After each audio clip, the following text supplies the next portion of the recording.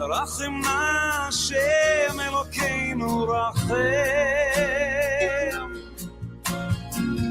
על ישראל עמך רחם ועל ירושלים עירך רחם רחם ציון משכן כבוידך משכן כבוידך Greatest. ועל הבית הגדול והקדוש רחם רחם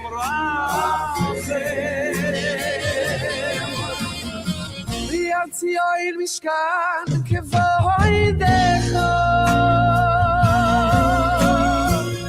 ועל מלכות בית דוד משיחך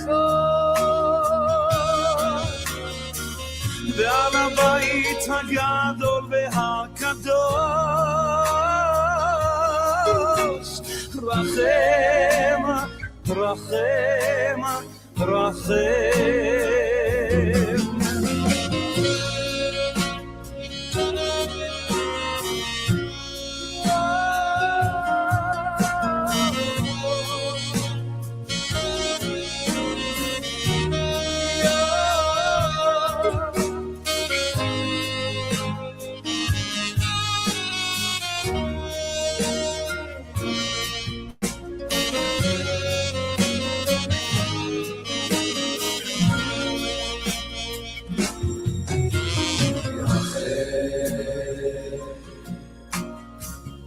רחם נו השם אלוקינו רחם על ישראל עמך רחם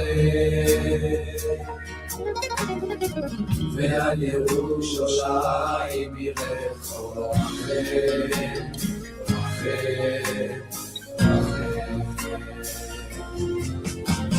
רחם רחם נא השם אלוקינו רחם על ישראל עמך רחם ועל ירושלים עירך רחם רחם רחם ציון משכן כבוידך ציון משכן כבוידך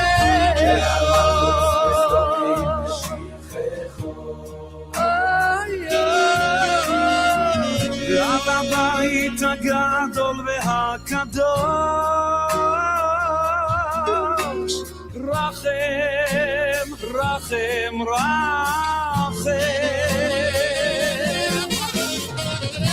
ציון משכן כבוידך ועל מלכות בית דוד משיחך ועל הבית הגדול והקדוש ורחם ורחם ורחם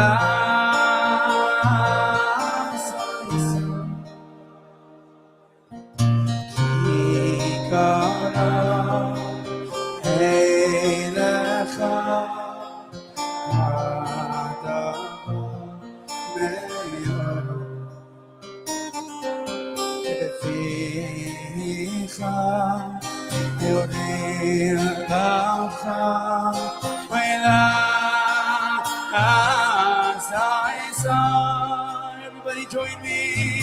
La, la, la, la,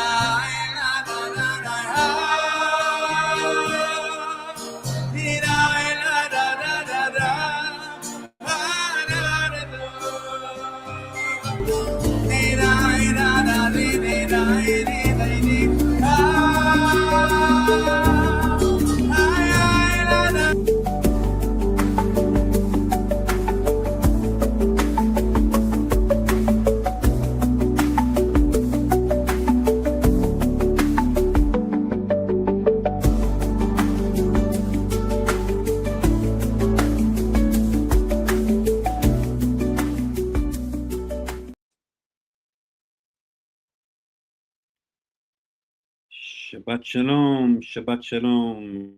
Okay, let's see how we're going to do this. There we go. There we go. Okay, we are back. I am back in the land of Israel. I'm in the Golan Heights, living in the Golan Heights up near the northern border. I have one of my cats right here, Shoham. Shoham, go over here, sweetheart.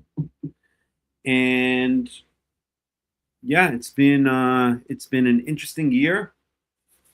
It's been a long break, that's for sure. And I think that the break was for good. I think the break was for the good, I should say, not for good. Was for the good. I think it was necessary to take this break to really think a lot of things out, to figure out what the direction of the World Alliance of Qara'im is going to be, to let things happen in the world and in my own life. It certainly was not an uneventful year. I was back in New York for about a year, and a lot of things happened while I was there to me, and some good things, some not so good things, but it doesn't matter. We're not going to get into them right now. But we're back, and I'm going to try to do these Torah studies every week, or just about every week. I might take a break now and then, but I will try to do them just about every week. And I really hope this is going to usher in a new era in the World Alliance of Qara'im. That's what I really hope, and that's what my expectations are. Shoham, go over there, sweetheart. Go over there. I might have a cat jumping on the keyboard. And just give me 1 second while I just grab some water.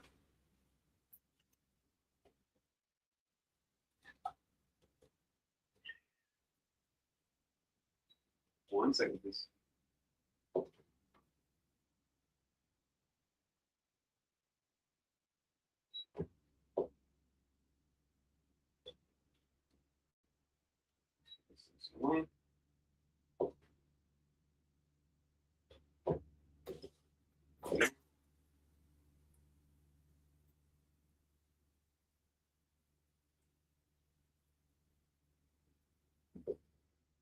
Okay. Shoham, did you take over? You want to say hi to all the nice people? Come here. Say hi. Just Shoham. Show. Come here, sweetie. Come here. No. You can't suck on my ear now. Okay, you suck on my ear later. Here, go over here. Behave yourself. Okay. So, yeah, a lot to say. And I think I want to start by telling you what some of the plans are I have for the World Alliance of Qara'im. There are two, I feel. First of all, can I do a sound check? Can I make sure everybody hears me? If you can hear me, please just type yes. Somebody type yes into the comments if you can hear me. Just want to make sure I have sound. Show. You can't do that, sweetheart. If it gets too annoying, I'll throw them out. Can somebody just type yes into the comments here on StreamYard or wherever? Okay, good. Excellent. So one of the main things that I've come to realize and that I already started working on last year, again, excuse me, turn down the heat a little bit. Down. Is that it is absolutely essential to not have, it's nice to have an internet community, but community has to be in person. So I'm calling all Karaites, all people who are serious about Karaism, now is the time. Now is the time. Come to Israel. If you already live in Israel, come up to the Golan Heights, Katsrin. It's a beautiful little town. It's very welcoming. People are actually kind of open to the message of Karaism. Shosho, you cannot do that, sweetheart. Shoshi boy. Shosho, come down over there, sweetheart. Come over here. If it gets too annoying, I'll put it outside. I don't want to do it because it's chilly and it's raining. But go over there, sweetheart. Go ahead. Lie down on your chair. And so it's essential to have a community in person. Community is like an extended family. In this day and age, family and extended family are not what they once were. And I know, I love the cat too. He's the best. And I have one other cat running around somewhere, but he's outside. And family is extremely important. And since we live in a time where families are kind of not what they once were, so a community takes the place of a family or an extended family. And that's my vision for the community of the World Alliance of Qara'im, that it should be like an extended family. It should be like something that people can come and feel part of, and the ultimate idea would be for us to ultimately get our own piece of land and live as a community, live almost as an extended family on that piece of land. So if you're in the land of Israel, then if you already live in Israel, then I'm announcing, as I already have announced, but now I'm seriously saying, let's begin this community. What does it mean at first? We don't have a piece of land yet. It means move to Katsrin. Pick yourself up, pick your family up, move to the Golan Heights, move to the town of Katsrin. The rents are reasonable. The land is beautiful here. Everything's wonderful here. And we can start putting together a community and get the word out to other people that there's a Karaite community now starting in Katsrin in the Golan Heights. It may start small. It may start with 2 families, 3 families, 4 families. But if we work, Shoham, you cannot do that. If we work on it, it will grow. Okay? So please, if you're serious about Karaism, if you want to be part of an actual community rather than just an internet community, actual community means friends, means communal meals at times, means activities, means we have a place where we come together and learn and worship and all of these kinds of things, then now is the time. Pick yourself up wherever you are. Come to the land of Israel and come to Katsrin. Can I give practical help in that? I don't have a system set up where I can say, I will help you make aliyah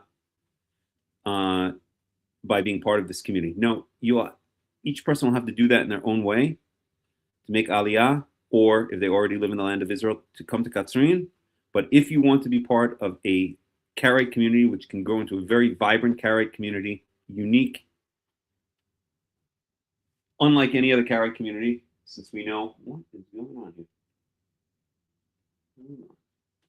Since we know that the Egyptian Karaites, God bless them, have a slightly different way of doing things, much more rabbinical, and much more rabbinical and not exactly to our liking, which is why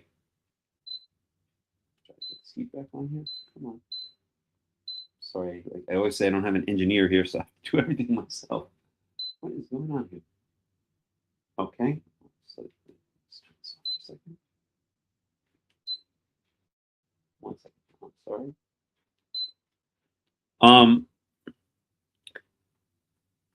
So yes, so please come and be part of this community. Let's get it going. Let's get serious about it. We'll pool our ideas together. We'll pool our resources together, and we can establish a real community. Okay? All right. So, okay.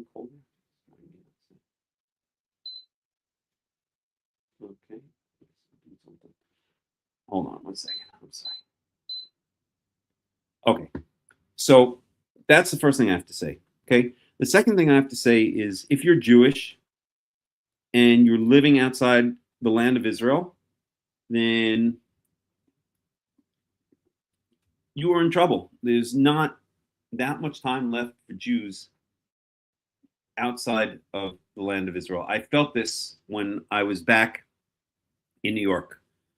You could feel the anti-Semitism was palpable. Not necessarily going into, not necessarily going to the store or something like that. I mean, what I would actually do, please don't tell anyone, this is just between you and me. Where the heck is this thing? There we go. Don't tell you and me, but I would actually, when I saw Jews on the streets of New York, I was not dressed up in the uniform. Nobody knew, well, maybe they knew by the way I look, but there was nothing explicitly to say that I was Jewish. I would make like little anti-Semitic comments towards other Jews. Why? I'm not anti-Semitic. I wanted to make them feel uncomfortable in New York so that they would get the idea that they are not welcome there. I felt like I was doing them a service, maybe even saving their lives in that, doing one little thing to save, to add to them to saving their lives. So I would walk by, if I saw a Jew in New York, I'd walk by and I'd do something like, oy vey, like make them feel like, oh God, like make them feel like they're different. And what is going on with this stupid thing? Hold on 1 second, please. I'm just gonna leave it alone. It was my little way of making Jews feel uncomfortable in an attempt to get them to wake up and realize that their place is not in the United States, their place is not New York. We have, as I've mentioned in other videos, we have a situation now in the United States where there's the rise of what I call the new left and the rise of the new right. And I'm not going to get into it in great detail here, but one thing they both have in common is their hatred of Jews. Right? I've done other videos on this. If you go to Karaite Insights, YouTube channel, then you can see some of my videos about it there. But basically, the new right, and I'll point out 3 figures on the new right, and I don't call them the far right because they're not far anymore. They're rising up. They're gonna probably end up replacing MAGA over time. So 3 characters that stand out on that new right are Nick Fuentes, Candace Owens, and Tucker Carlson, who has now become part of this new right. And on the new left, we've got people like Zorhan Mamdani, who takes office in New York as mayor of New York in just a couple of days. We have Alexandria Octavia, whatever her name is, AOC, and we have Ilhan Omar and the Squad and all these people. And they disagree on everything, I won't say everything, but many things, the new left and the new right. But the one thing they agree on is their hatred of the Jews. And they are going to take over politics in the United States, because we've seen politics becoming more and more polarized in the United States. So it used to be the Democrats and the Republicans back in the era of Bush. They weren't so far apart. There were differences, but they weren't so far apart. And then MAGA came, and let's say Obama came, and then MAGA. So Obama was much further left, And then MAGA was a reaction to that. It was much further right. I'm a big Donald Trump fan, by the way, as anyone who knows me knows. And now the left and the right became more polarized. Now, as this new left and this new right rise up, it's becoming even more polarized. So the politics in the United States are becoming super, super polarized. And this is what the future is, whether it's going to be the new right or the new left that takes power. This is inevitable. And the more polarized it gets, the farther to the left and the farther to the right these movements drift, then the more they agree on one thing, and that's, of course, hatred of the Jews. And ultimately, it's going to be the removal of the Jews from the United States. Or if, like in Germany, we didn't get the hint and get out of there, then who knows what can happen. It could be pogroms, Kristallnachts, concentration camps. I don't know how it's going to end up. In Germany, originally, Hitler did not want to kill all the Jews. He just wanted us out. He wanted to ship us to a bunch of places, such as even the land of Israel, believe it or not, and the Jews refused. To Madagascar, there was something called the Madagascar Plan. He just wanted the Jews out, but the Jews said, "Nope, this is our home. We're not going anywhere. We'll wait it out." And we saw what happened in the Holocaust. It's the same in the United States. Americans are getting desperate. They don't have money, or shall I say, the very few are becoming rich, and the vast majority are becoming poor to the point that they're having trouble paying their grocery bills, paying their rent, finding places to live. I just heard the other day that 2 million Americans are living in their cars. 2 million Americans are living in their cars. And so it's very similar to the situation in Germany in the 1920s, where people had to, where the Deutschmark had become so devalued that people had to pay their grocery bills with wheelbarrows of paper Deutschmarks. And we saw what happened in Germany, right? So we saw what happened in Germany. The reaction to this desperation was eventually blaming the Jews.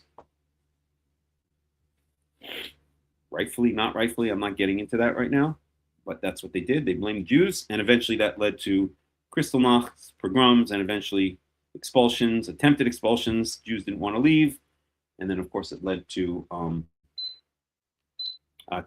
concentration camps, death camps, etc. So I think the United States it's ironic that it's 100 years later. It's 2025. I think it's very similar to the situation in Germany in the 1920s. The dollar is being devalued. We see that, or evidence of that we see is that gold and silver are just increasing value at unprecedented rates. I think they both doubled in value in the past year. That's a sign of a weak dollar. This fiat currency known as the dollar is getting weaker and weaker. People are becoming more desperate. And the Jews are, again, rightly, not rightly, I'm not getting into that argument right now, but they're perceived as being, if not the only source of all of these problems, a major source of all these problems. The Jews are perceived as being the heads of finance, the heads of culture, like Hollywood, television shows.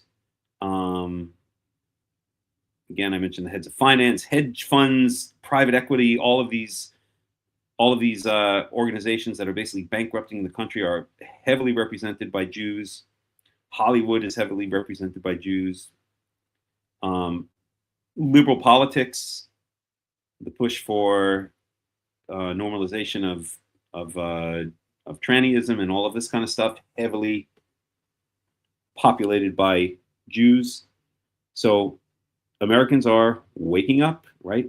They're getting red pilled, as they like to say. They're getting not woke, they're getting based, right? Or the woke right. They're waking up to all this nonsense. They're waking up to the fact that their country has been stolen from them over many, many decades. And they're coming to the conclusion, right or wrong, I'm not getting into that argument right now, that the Jews are behind it all. And when people feel that their country has been stolen from them, immigration, that's another one who has pushed immigration, not Stephen Miller, but your typical Jew, right? So when a country feels their land has been taken from them, their money has been taken from them, their houses have been taken from them, their health has been taken from them, their ability to have decent food, decent land, decent health care, a decent job, stability, a decent retirement, dignity, when all that's been taken from them, then they have nothing left to do but fight.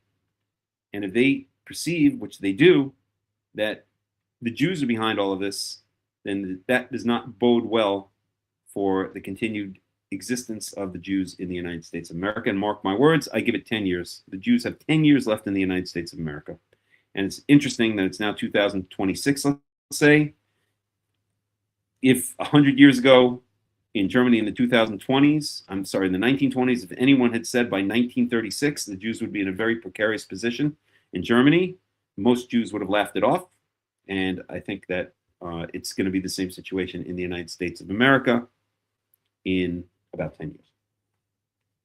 If the Jews have not been completely kicked out or in the process of being kicked out or killed, you will definitely within the next 10 years see some major degradation and disintegration of the safety and the well-being of the Jews in the United States of America. Americans are fed up. They have had enough. They're done. They don't give you know what anymore. If you listen to Nick Fuentes' interview with Pierce Morgan, then you'll hear it.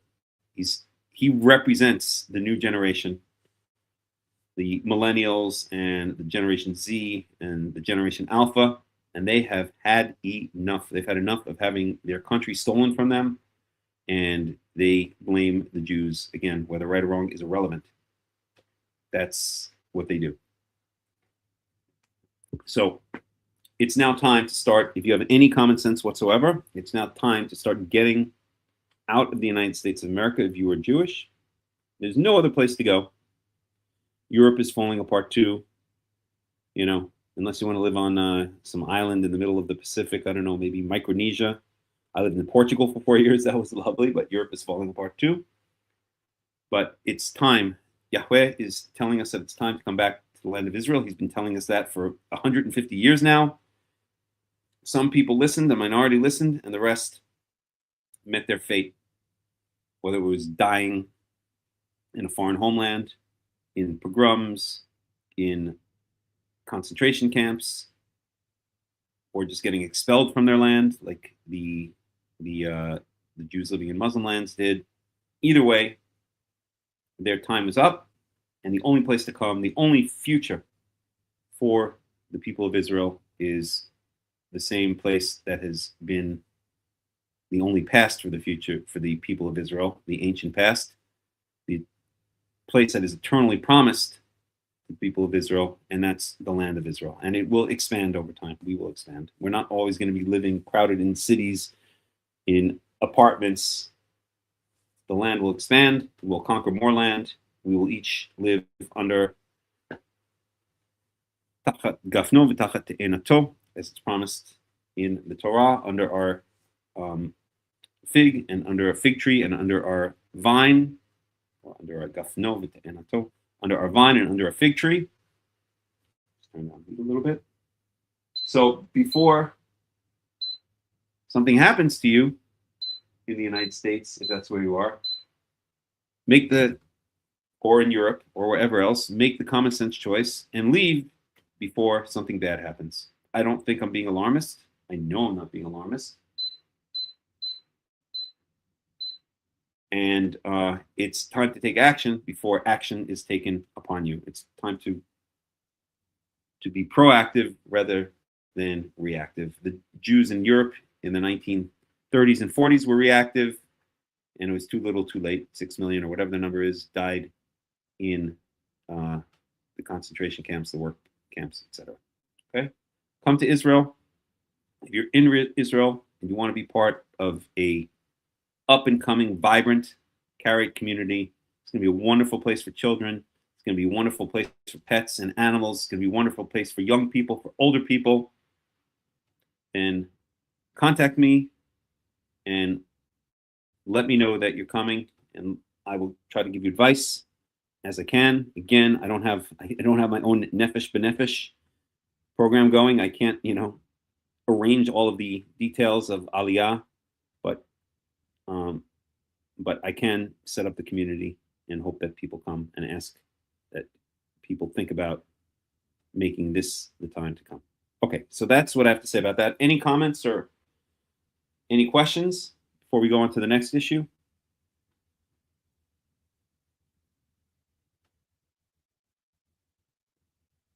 No? Maybe I should turn the light on here.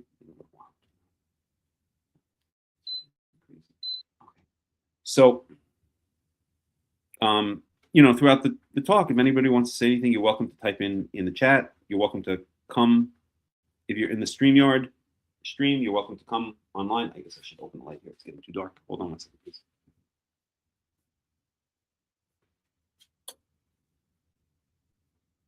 Yeah. Sure. Over there, sweetheart. Over there. And you're welcome to, voice your opinion for sure. Okay. The next issue is regarding the future of the World Alliance of Qara'im, is the issue of money. I'm just going to put it straight out there.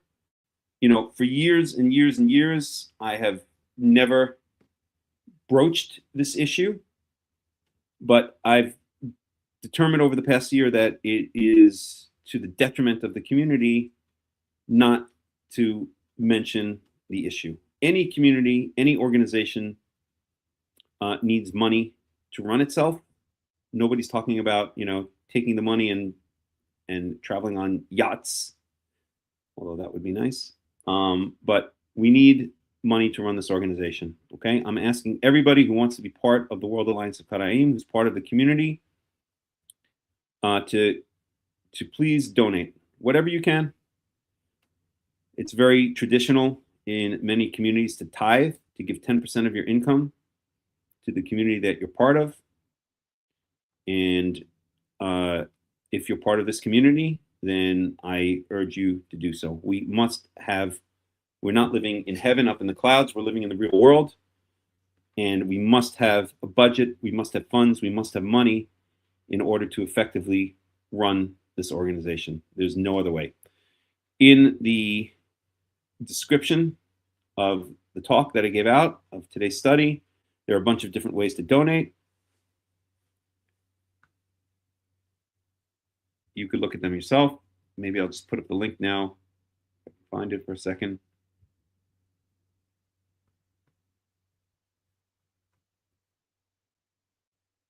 Let's see here. We'll do these three.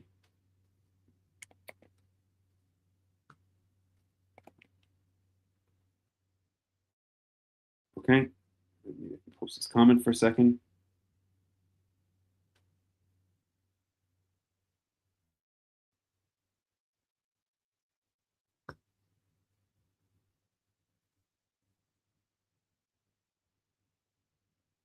Okay, well, that's not perfectly arranged, but let's see here for a second. At any rate, yeah, I'll just put that in a second here. Comment.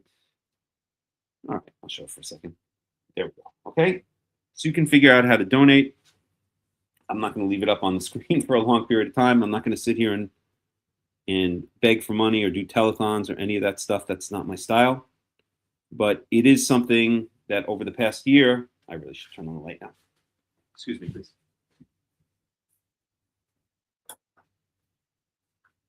It is something that over the past year, I've come to the realization that it has to be focused on a lot more. If we want to have a serious organization, if we want to have a serious community, then we need funding. If you're rich, if you're a multimillionaire or maybe a tech billionaire or something like that, then hey, we could use a couple $1 million. If you know somebody who is, talk to them or put me in contact with them. And I'm just going to hide this now. Okay, you can look in the original description of the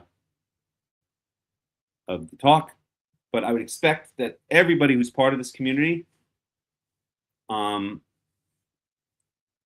contributes monetarily to the community. If you want to be part of something, not only will you feel good about it, not only will it help the community that you're part of So you're not freeloading. But the more when you donate to something, when you put your money into something, it shows your seriousness and it makes you feel more, what's the word I'm looking for? Committed to it. So please, if you're part of this community, I'm not even going to ask anymore. I'm going to say that you are expected. Maybe that's too harsh a word. You are encouraged, strongly encouraged, to help the community out on a financial basis so that we can actually grow something here instead of just doing internet talks once a week. If we want to grow something, if we want to make something, then we have to operate in the real world, and the real world requires money. So please tithe 10% of your salary. That's standard in many communities. If you can, if it's in your heart to do so, then please tithe to the World Alliance of Qara'im. And I will be setting up other options for donations. We do have a nonprofit organization set up in the United States of America. If you have a large donation, then you can contact me and I can tell you about that. And I will be setting one up eventually here in Israel as well. So I'm sorry to have to broach that topic. I'm not a materialistic person. Anybody who knows me knows that I'm not a materialistic person, quite the opposite. But as the popular saying in Israel goes, from the rabbis, in kemach in Torah, no money, no Torah. We live in the real world and we have to operate in the real world. So please, everybody in this community, please donate, tithe. I'm going to get really serious about it, and I might start calling people up individually and asking them how much they can contribute to the community. This money is not going to my pocket to start buying yachts or helicopters, although I wouldn't mind a nice yacht or a helicopter. But it's going to be really, the first and foremost part of it is going to be to allow me to spend less time on other things, such as computer programming, which is my day job, and to be able to focus more and more of my time on the World Alliance of Qara'im and on building this community here in the land of Israel. Okay? So please, let's get serious about it. Don't be a freeloader. I'm sorry, I'm going to get a little bit aggressive and negative. I'm sick and tired of freeloaders. I really am. And I start calling them out because there's some people who talk a lot on the various groups, but when it comes down to putting where their money where their mouth is, they don't do a damn thing. And that's not right. It's not right. Okay? Okay, enough about that. All right. Any comments, any questions? And by the way, if you're brand new to this community, then no, I'm not even going to say that.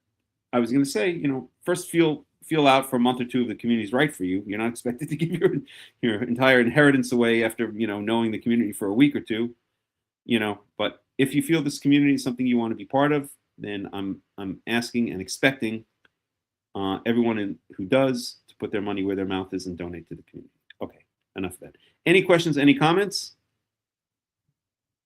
Anybody?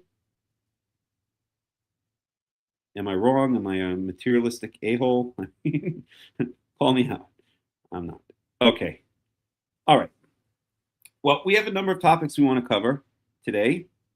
Let me make myself a quick cup of coffee, and I'll put music up for a second, and you guys can chat among yourselves in the chats here, and then we're going to get started on some Torah stuff. And we have my assistant Hakham here, Hakham Shoham the cat.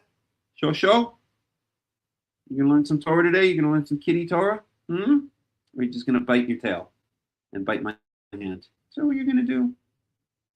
Is that what you're gonna do? The community expects more from you. Bring us some mice.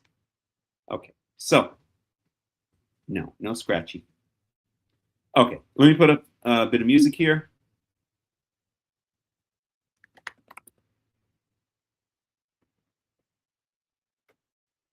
And we'll be back in just a couple minutes and we'll start talking about some interesting Torah stuff.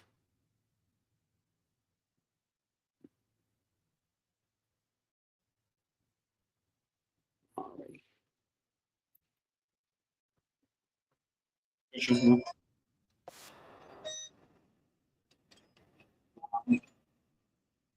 Being very silly.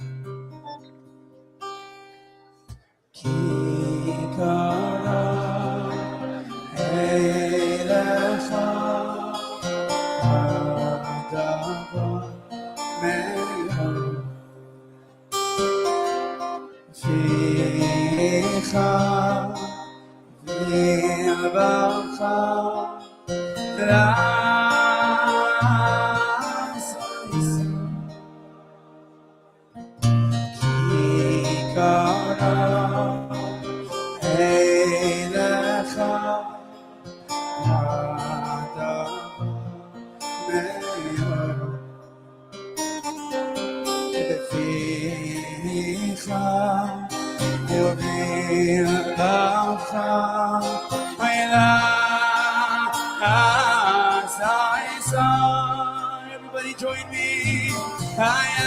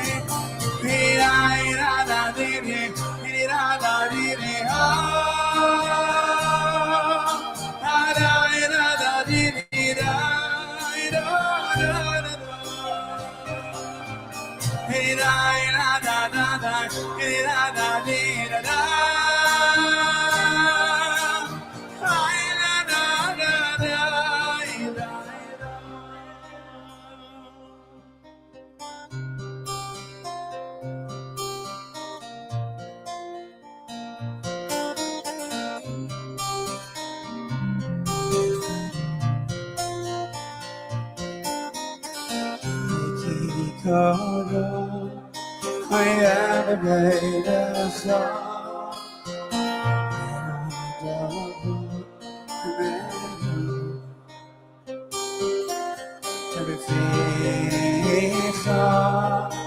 You've been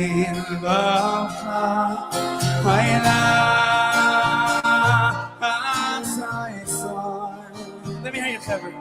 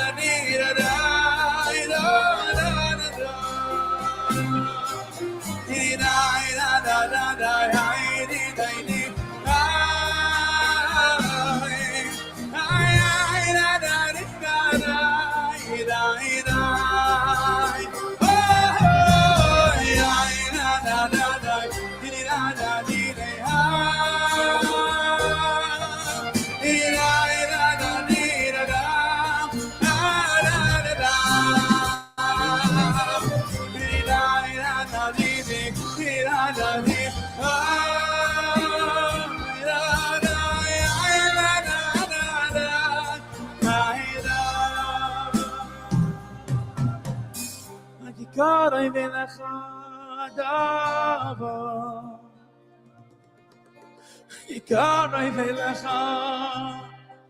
Hayadav for me boy Karaites Melech Hayadav for me Ficha Milvacha Ela Sai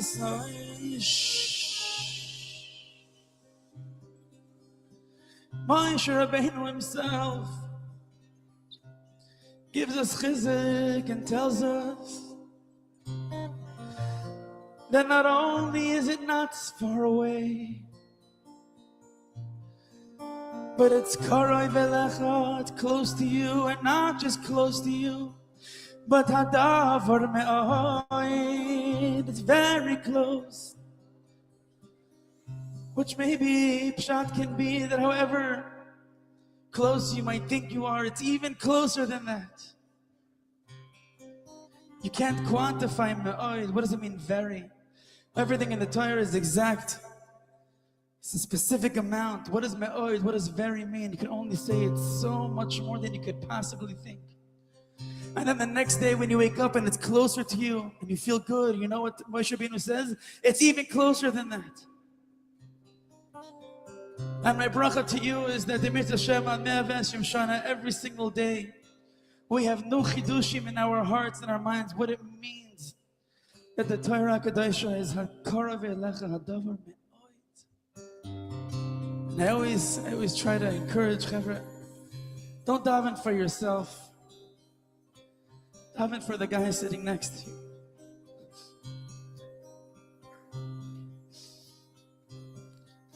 Daven for your neighbor, daven for your chevrusa.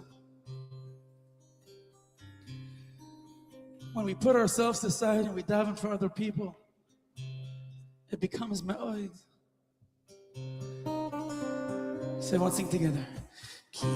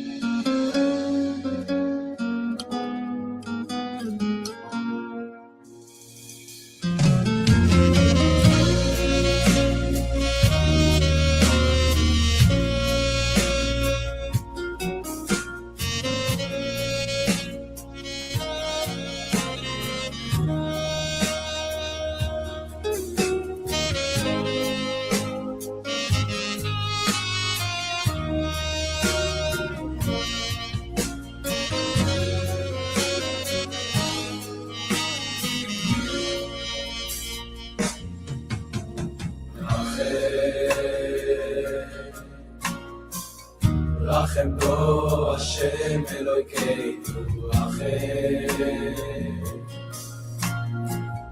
Al Yisrael Amecho Rachem Ve'al Yerushalayim Yirecho Rachem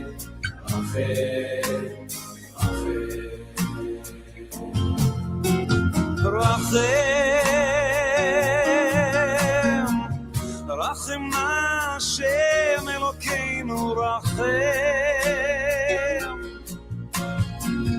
Am Israel amecha rachem Ve'al Yerushalayim irecha rachem Rachem Rachem Atzioi mishkan kevoi decho Mishkan kevoideh Ve'amachos vezdomim meshichecho Ve'al habayit hagadol Okay, we're back. Let me get these banners off.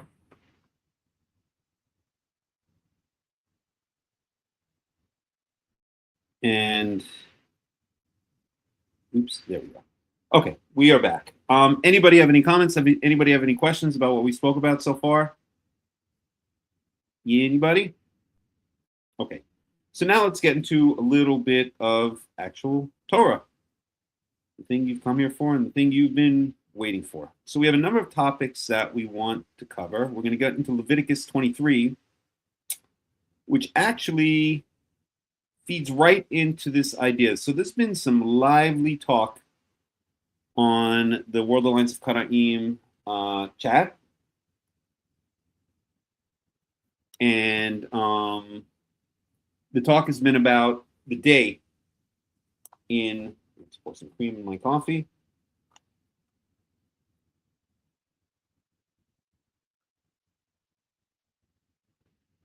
So, and the talk has been about the day. What does the day mean in the Torah, in the Tanakh? And there has been an idea festering, and I use the word festering quite purposely, that the holidays, that the Shabbatot and the holidays, except for two specific holidays, Passover and Yom Kippurim, Yom Kippur, start during the day.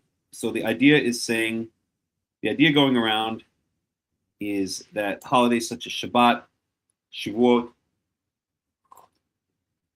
and etc. start not at night, in the evening, but start the next day on the morning. So in other words, Shabbat, let's take Shabbat. Today's Shabbat. Actually, Shabbat has now gone out here in Israel. It's past Shabbat. It's 5 o'clock. It's already pretty dark here. It's about to go out.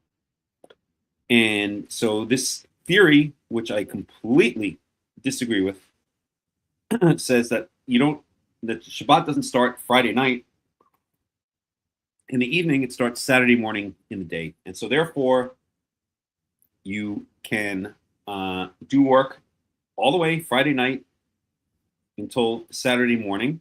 And then when the sun rises on Saturday morning, then you don't have to do any melacha. You don't have to do work at that point. And then we have some apologists that come along and say, well, you don't do work in the night anyway, so it doesn't really matter. It's baloney. Of course you can do work at night. Even in ancient times, it's true that it wasn't as much nighttime activity because there wasn't electricity, there weren't lights, there weren't as many lights in the evening, but still there were activities. People didn't necessarily go to sleep all the time right at sunset. And even if they did, they still maybe had to do things like stoke the fire to keep it warm overnight, do certain tasks, go to the bathroom, which was not easy in ancient times either, right? So it's not like, so this idea that it doesn't matter anyway about doing melacha at night because you can't do melacha at night anyway doesn't make any sense. The fact of the matter is that I'm dead set against, and in fact, anyone who was following me in the WhatsApp group this week knows that I was almost at the point, I backed off in the end, but I was almost at the point of asking anyone who believes that the holidays, the Shabbatot and the holidays start in the morning to please remove themselves from the group and go form a splinter group. That's how fundamental I think it is And I'm going to be a little bit harif, as they say in Hebrew, a little bit harsh, but it's such a bunch of BS to me to say that the holidays start in the morning, and the proofs are so, how can I say, facts and draw completely different conclusions. And the conclusion you draw kind of shows where your heart and your mind is more than what the facts are. But I would like to show some actual facts as to why I think that this idea is ridiculous. It's just absolutely ridiculous. And it's interesting because this overlaps perfectly with what we're going to be studying this week, which is Leviticus chapter 23. Because Leviticus chapter 23 is the chapter that speaks about the holidays. It speaks about the Chagim and Shabbat. So let's dive in. Let me get the Torah up here. Just give me a second.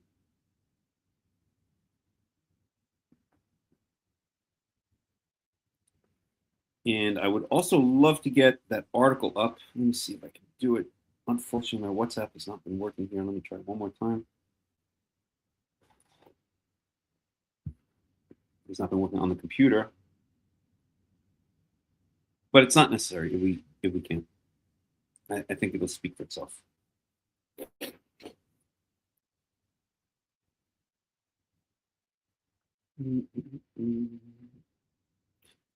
Yeah, it's coming up. Just give me 1 second, please.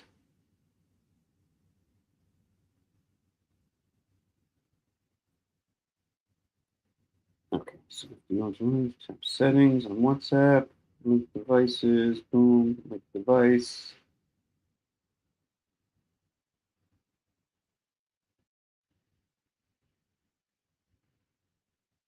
Okay. All right, it's doing its thing. And so maybe we can access this article later, okay? But we're going to look into Leviticus chapter 23.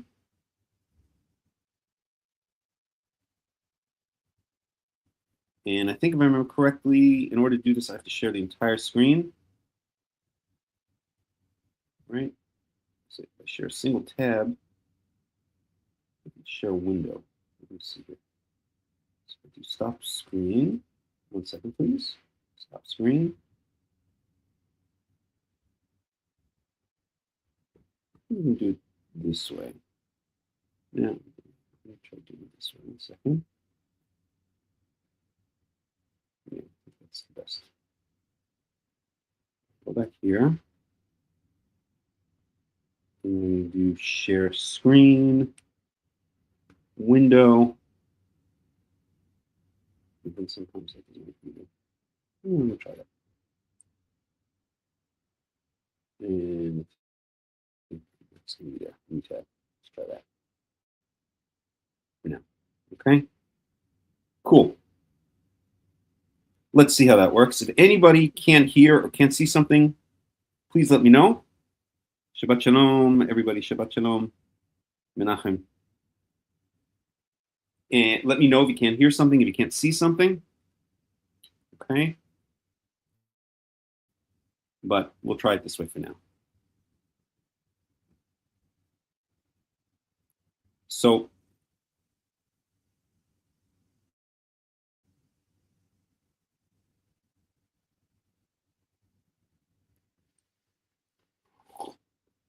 okay.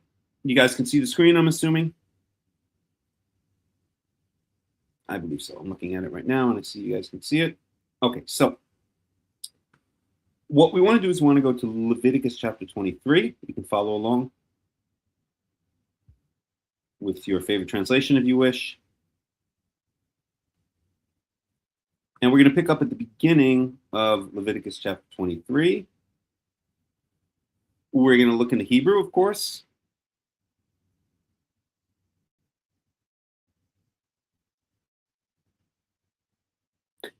And it's a great resource, by the way, Bible Hub I've been using for years. So we're going to look into Hebrew at Leviticus chapter 23. Let me just check in. Make sure Hunky dory over here. It does. Cool. And maybe I should make this a little bit bigger. I think that's a good size. That's a good size. Alrighty. So everybody can see. You guys can see the Hebrew text, I'm assuming. I think so. And let me open up the text in English in case we need to refer to it for any reason. And I'm going to show you what I think are some incontrovertible proofs that the day starts in the evening and not in the morning. My battery's running low. Okay, I've got to plug in. You guys got to give me another second here. I will not put on music or anything like that. I'm just got to plug it. Let's take this second. When we set up our community, one of the first things we're going to do is assign someone to be video engineer or broadcast engineer. Get this more professional. But in the meantime, we got to wing it. That's life. At least the coffee sucks. Oh, and that's another thing. Your donations are going to the one thing I'm going to be getting very good quality coffee. I'm sorry, that's that I can't do with it. So please tithe. I can get some nice, like single origin organic coffee from Guatemala or something like that. We got it. If it's not good coffee, I'm shutting down the World Alliance of Qara'im. That's all I got to say about that. All right.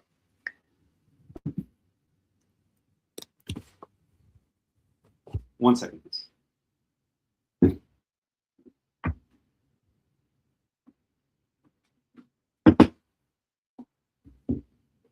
Let me plug in. Oh, okay. Let me just take a second.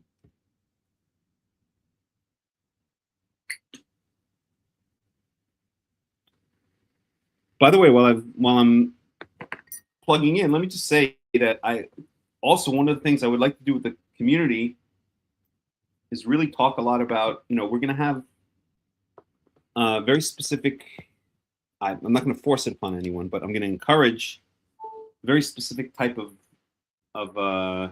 nutrition, very healthy living. And one of the things I've been doing, and if anyone who wants to join me, it could be something we could do as a community, as a group. Believe it or not, every week now for about a year, and I plan to continue this indefinitely for the rest of my life, essentially, I do a fast. I fast for 60 hours from midnight on Saturday night, approximately midnight. I don't set it according to a timer exactly, until Tuesday at around noon. So after Shabbat, I'll have a nice meal that evening because usually there's a lot of get-togethers and parties and stuff like that.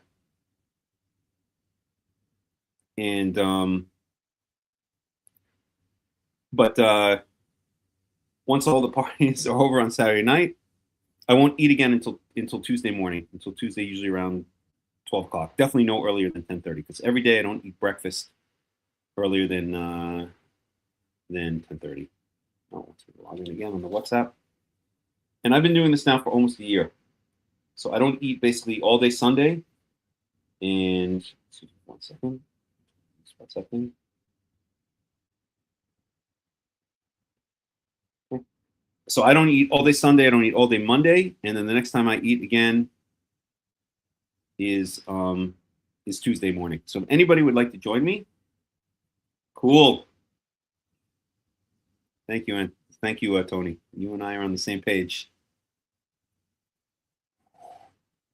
We're going to take all those donations and buy some good coffee. Shh, don't tell anybody. It'll be our little secret. I'm just joking. But in all seriousness, if anybody wants to join me partially or fully each week, fasting from Saturday midnight until Tuesday noon, let me know. You don't have to do the whole thing if you think it's too much. Actually, it gets easier. Anyone who's ever done long-term fasting, it actually gets easier the second day because your body basically uses up all of its available easy sources of carbohydrates and then switches over to what's called ketosis for the most part. It burns fat. It turns fat into energy. And so the second day, you're actually less hungry than the first day. But if anybody wants to join me, then please let me know. And we could do this like as a kind of a group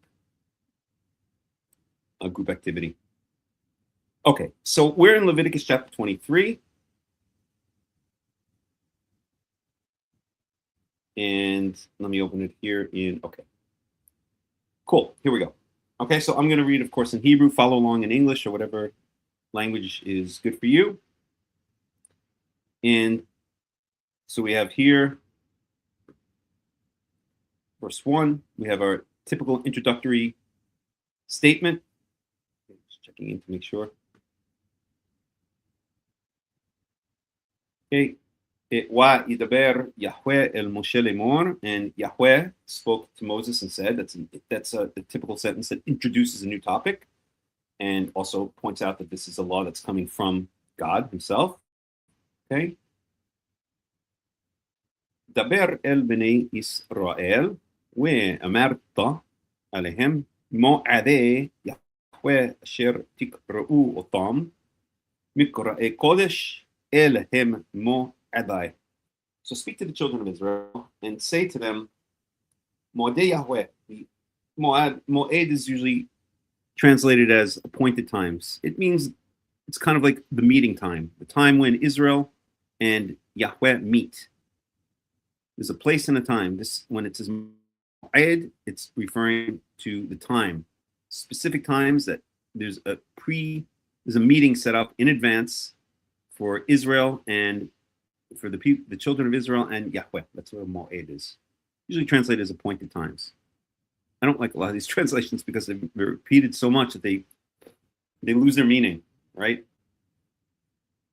So we could say that the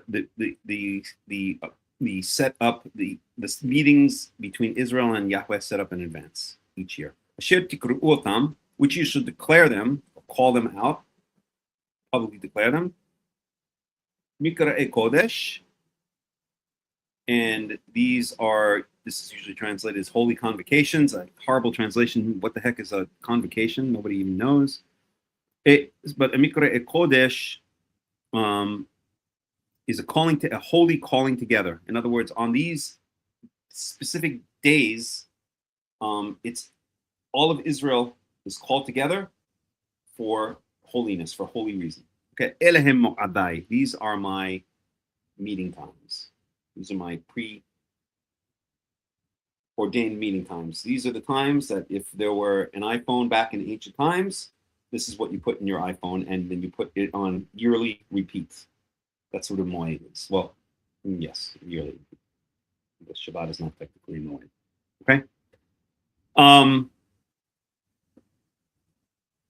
Okay. So now verse 3 speaks about the Shabbat. And a lot of people make a mistake and think that Shabbat is a moed. Shabbat is not a moed. The Shabbat is like a moed because it recurs. It recurs once a week, unlike all of the moedim, which occur once a year, right? Passover occurs once a year. Shavuot occurs once a year. Sukkot occurs once a year. All of these holidays occur once a year. Shabbat occurs once a week, and it's not a moed, and I'll prove it to you in a second. But why is it then included? See, and this is where things become a bit problematic, because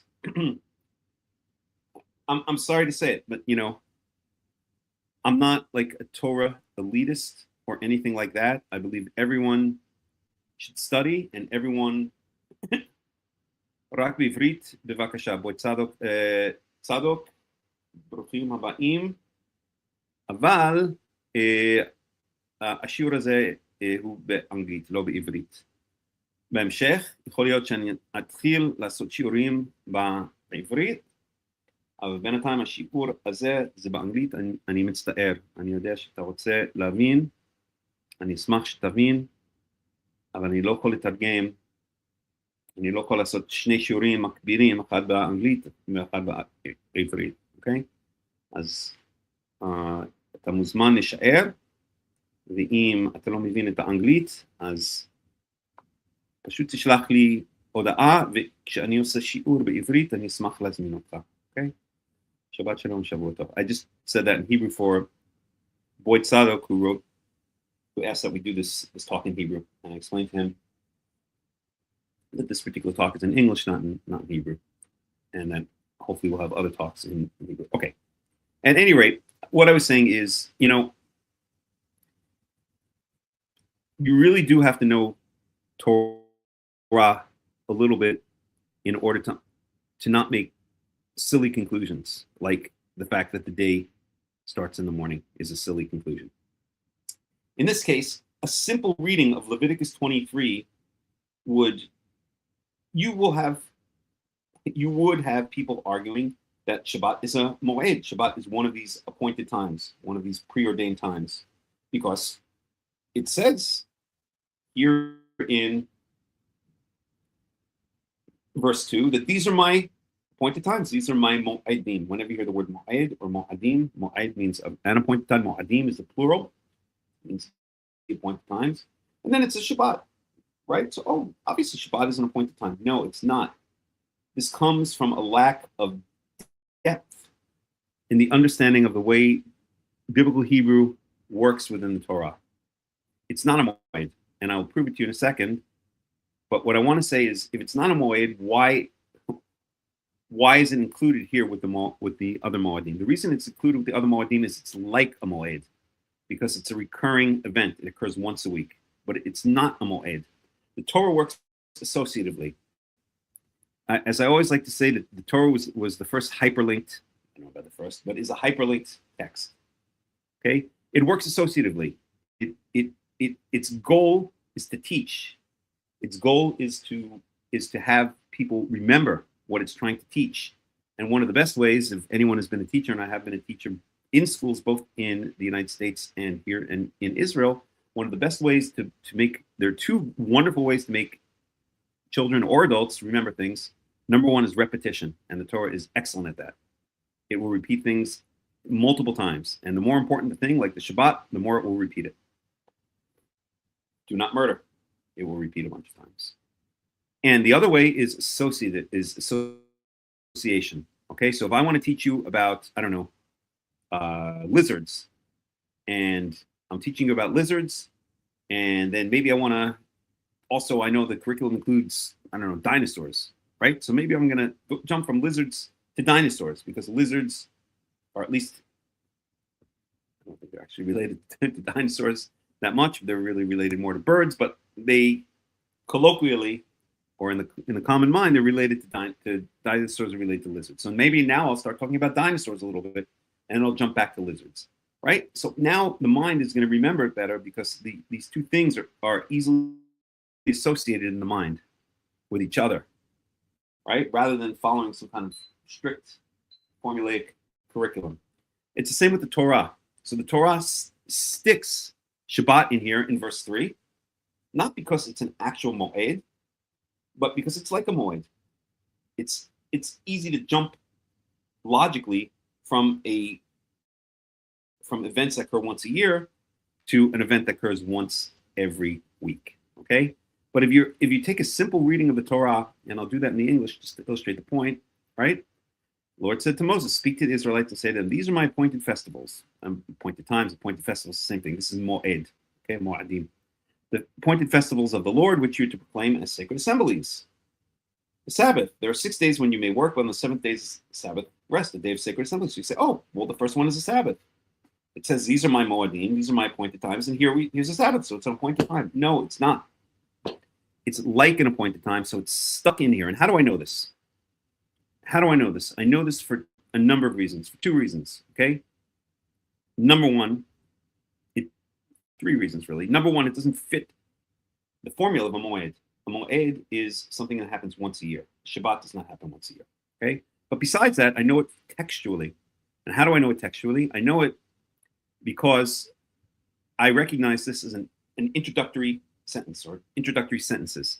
The Torah introduces topics before it goes into those topics.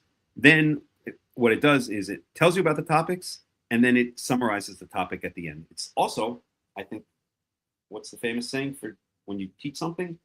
Tell them what you're going to say, then say it, and then tell them what you said.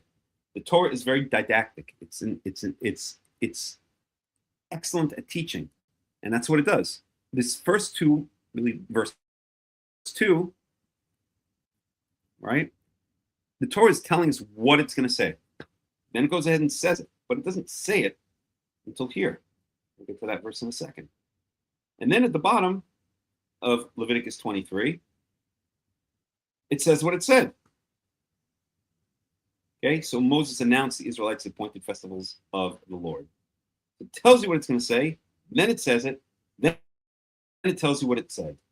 Okay, so we saw 3 elements now of the way the text of the Torah works, which are any teacher who's ever taught school, anywhere from kindergarten up to advanced graduate university, knows. Okay, number 1, repetition. Number 2, association, hyperlinks, right? Like Wikipedia, you jump from one link to another, right? Or HTML, right? Hypertext markup language. That was one of the revolutions of the internet. I'm sorry, of websites, was that you had links. That's what all websites are written in. The basic language of all websites is what's called HTML. HTML stands for hypertext markup language, and hypertext means links. That was the chidush. That was one of the great innovations of web pages, right? Is you can jump from place to place, and that's what the Torah does. It can't hyperlink you, but it does by including related concepts near each other, and the thing that relates them is some kind of unified characteristic that they have in common. But it doesn't mean that the thing that's being related to is exactly the same as the thing that it's being related from. And that's the case here. And how do we know that? Because here in verse 4 it says, these are the Lord's appointed festivals. Again, the Moedim, sacred assemblies you are to proclaim at their appointed times, and then it goes right into the Passover. So we see that the Sabbath falls in between the introductory sentences and a restatement of these are the Lord's appointed festivals, and now it digs into the actual meat of the matter and goes through all of the yearly holidays: the Passover offering, Hakham Melech, the festival of unleavened bread, Shavuot, Yom Teruah, what the rabbis call Rosh Hashanah, Yom Kippurim, Yom Kippur, Sukkot, and Atzeret, Shmini Atzeret.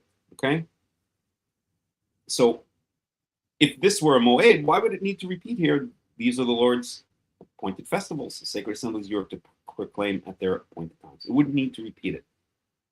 Okay, so we see that what we have here is introduction. Torah is going to tell you what it's going to tell you.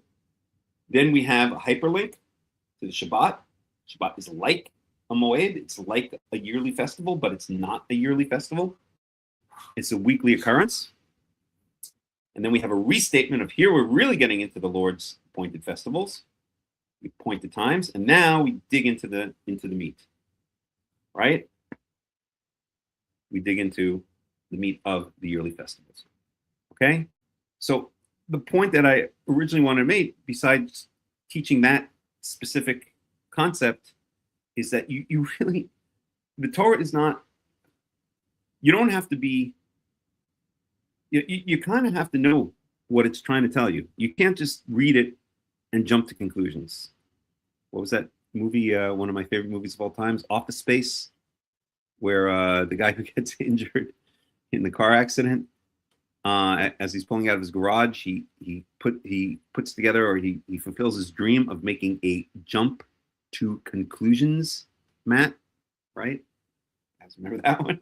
I have to go watch it tonight. Anyway, you can't jump to conclusions. You have to understand. It's like any other language, or it's like any person. You speak to a person, the first time you speak to them, there are going to be a lot of misunderstandings because you don't understand that person's mode of communication, that person's modes of communication. It's the same with the Torah. You have to understand. You have to really get into it, really for years, which is why, not to brag in the least, there's so much more I have to learn in Torah. There's so much more that we all have to learn in Torah. But which is why you have to, although you don't rely blindly on a Chacham, it'd be silly not to rely on a Chacham at all. Okay? And this is exactly what's happening with those who say that the days start in the morning. Maybe I'll be wrong. Who knows? Maybe someone will prove me wrong one day.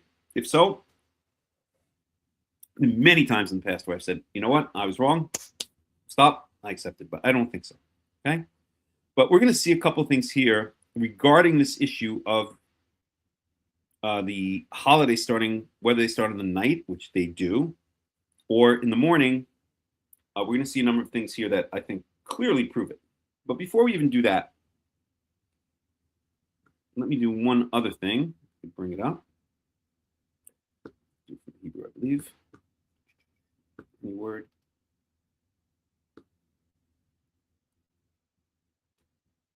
So, by the way, any questions, any comments so far? You guys enjoying what we're talking about?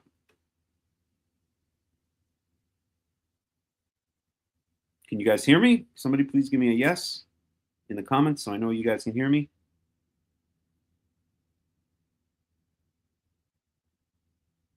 Somebody type in yes in the comments, please. So I know I'm still broadcasting. Anybody? Okay. Alrighty. So what was I going to say?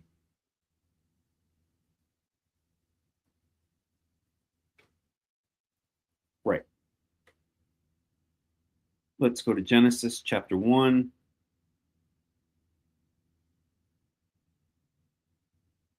Let's see if I can do this.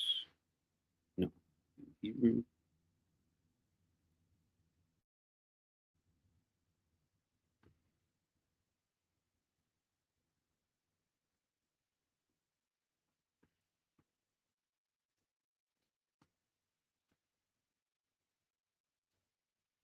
Okay, so this is the word for day, yom. Okay?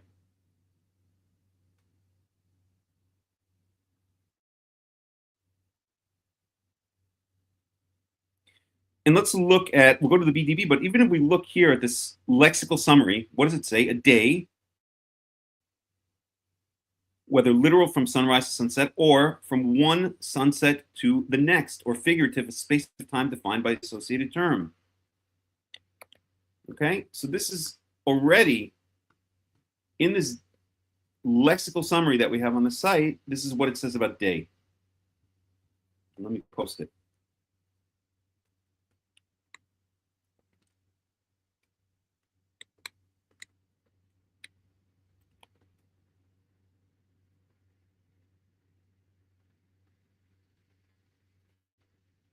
Okay, so it can be literal from sunrise to sunset, or from one sunset to the next, or figurative, a space of time, an era. Okay, so we see here that the mistake that those who believe that the holidays start in the morning make is they take the literal meaning sunrise to sunset rather than taking extended meanings. As I always say, especially in biblical Hebrew, words have a basic meaning and then they have extended meanings. And you have to understand, it's important to understand when you're reading the Tanakh, which meaning is intended when the word is used. It's the same thing in English. I've given this example a million times, okay? If it's 9 o'clock at night and I say to you, okay, I'll see you in exactly 3 days from now, does that mean I'm going to see you when the sun is out?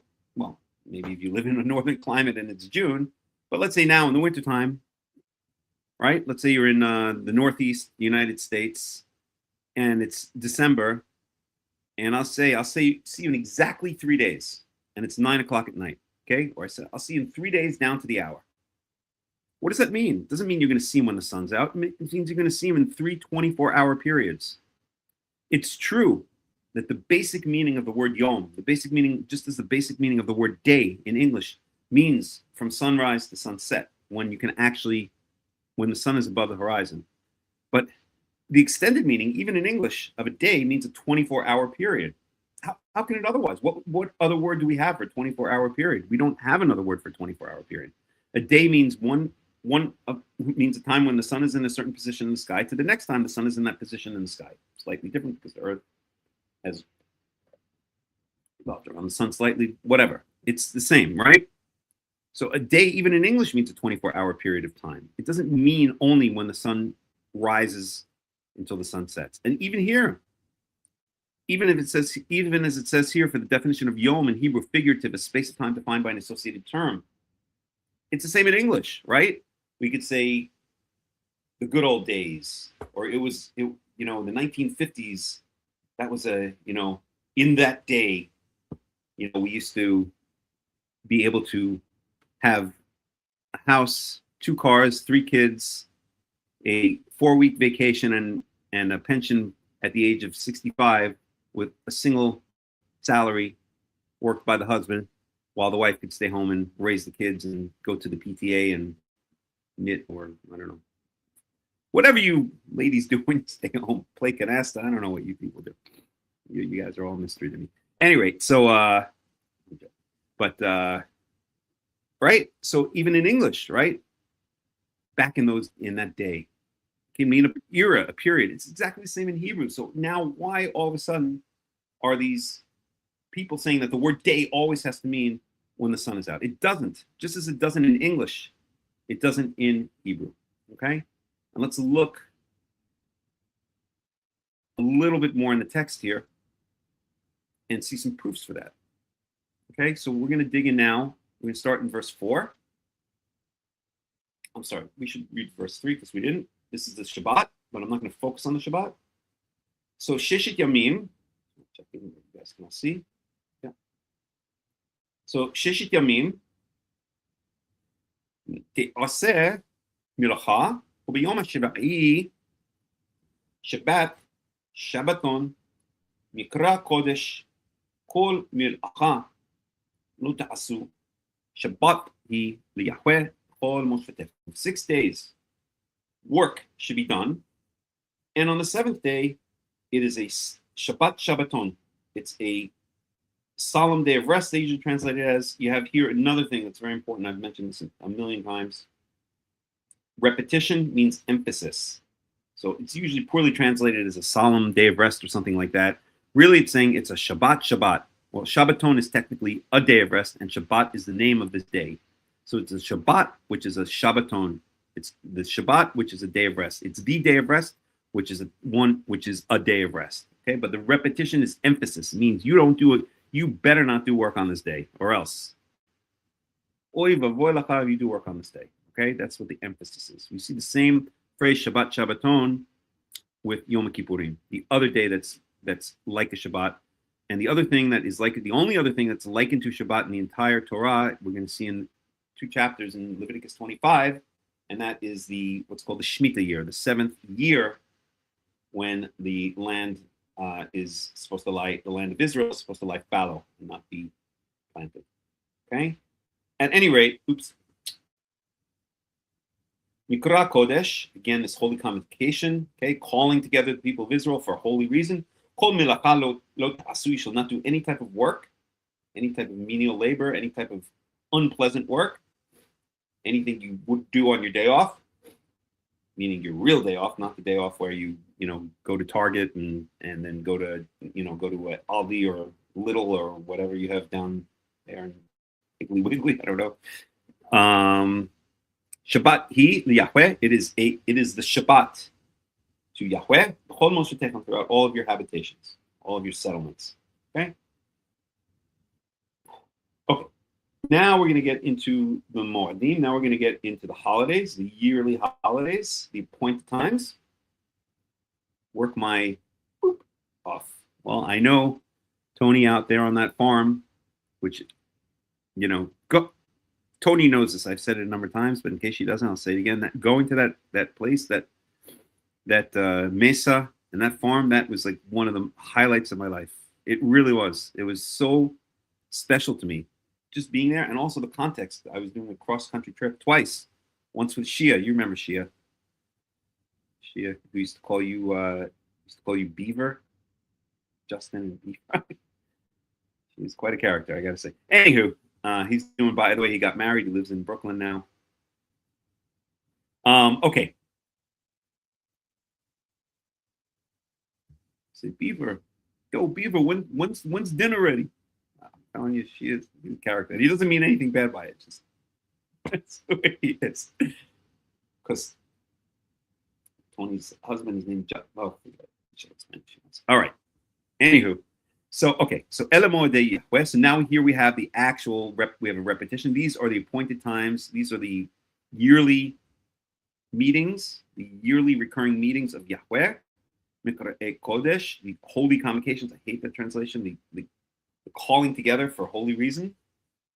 Asher tikru'otam b'mo'adam, that you should declare them.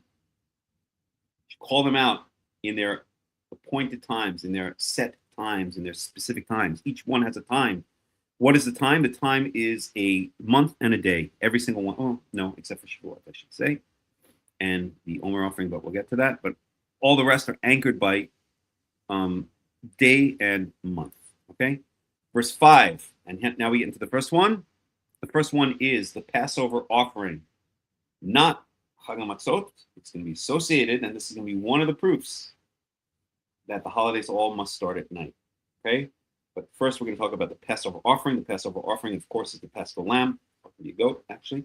And it is sacrificed as a remembrance of the first Passover spoken about in Exodus chapter 12, in the land of Egypt, when the lamb was sacrificed and its blood was rubbed on the doorpost and lintels to signify that it was an Israelite home, so that the destroying angel would not slay the firstborn within that home. Okay, so this Passover offering, the Passover offering is the foundational offering of the nation of Israel until the end of days, when it, according to Jeremiah chapter 16, verse 9, or is it 9:16, when it will not even be remembered anymore, because Yahweh will do so many new great miracles for us that his taking us out of Egypt will pale in comparison. That's what Jeremiah implies. Okay, b'chodesh rishon ba'arba asar lechodesh, in the first month, on the 14th day of the month, ben ha'ar ba'im. And we have an etnach, we have this little wishbone thing that's like a semicolon. Pesach Yahweh. It is the Passover offering, the Paschal offering to Yahweh. Okay, so when is it? Check it in here.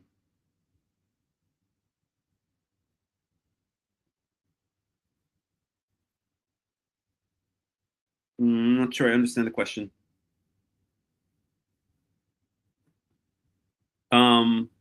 That's to Rick Johnson. Okay, so when is it? It says on the 14th of the first month, Ben Arba'im. What is Ben Arba'im? It's very important to understand this concept of Ben Arba'im. Ben Arba'im is also sometimes just called Erev. Arba'im, Erev, you can hear it's the same word, same root. And Ben Arba'im is a very specific time. Ben Arba'im is the time between sunset and what I call maximal darkness. I think the official term for it is nightfall. Anyone who is close to nature, I used to go kayaking when I lived back in New York. I would go kayaking multiple times a week from the spring through the fall. And when you're out on the bay, you're very in tune with winds, lights, currents, all of these kinds of things. You have to be. For anyone who's done kayaking out on the open sea, well, it wasn't the open sea, it was a bay, but it was connected to the open sea. It's called Little Neck Bay in Queens, New York, or part of it's Queens, New York. At any rate, so one of the things you're very connected to is the sky, right? When the sun is setting, what level of darkness is there outside? And so I would always notice, as anyone who, it's not too hard to notice if you're paying attention, there's a certain point where the sky reaches its maximal darkness. It doesn't get any darker than that. It's not completely dark because you have stars. You might have the moon out. You're certainly going to have in the New York City area, you certainly have plenty of light pollution, right? There's a bridge nearby that was lit up at night. So it wasn't completely dark, but it was maximal darkness. Any effects of sunlight had disappeared. Any noticeable effects of sunlight had disappeared from the sky. This depends. The amount of time that this occurs after sunset depends on your latitude. The higher your latitude, the longer it will take, to the point where if you're on the North Pole, it will never occur. But in New York, it's about an hour after sunset is maximal darkness, is nightfall. The sky doesn't get any darker. It's reached the maximal darkness it's going to get for that night.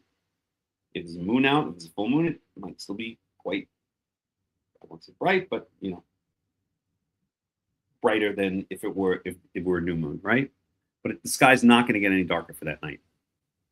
Okay, and that's Bena Arba'im. Bena Arba'im is from the time of sunset until this time of maximal darkness. Okay, in New York, about an hour later. Here in Israel, it's about 40 minutes after sunset.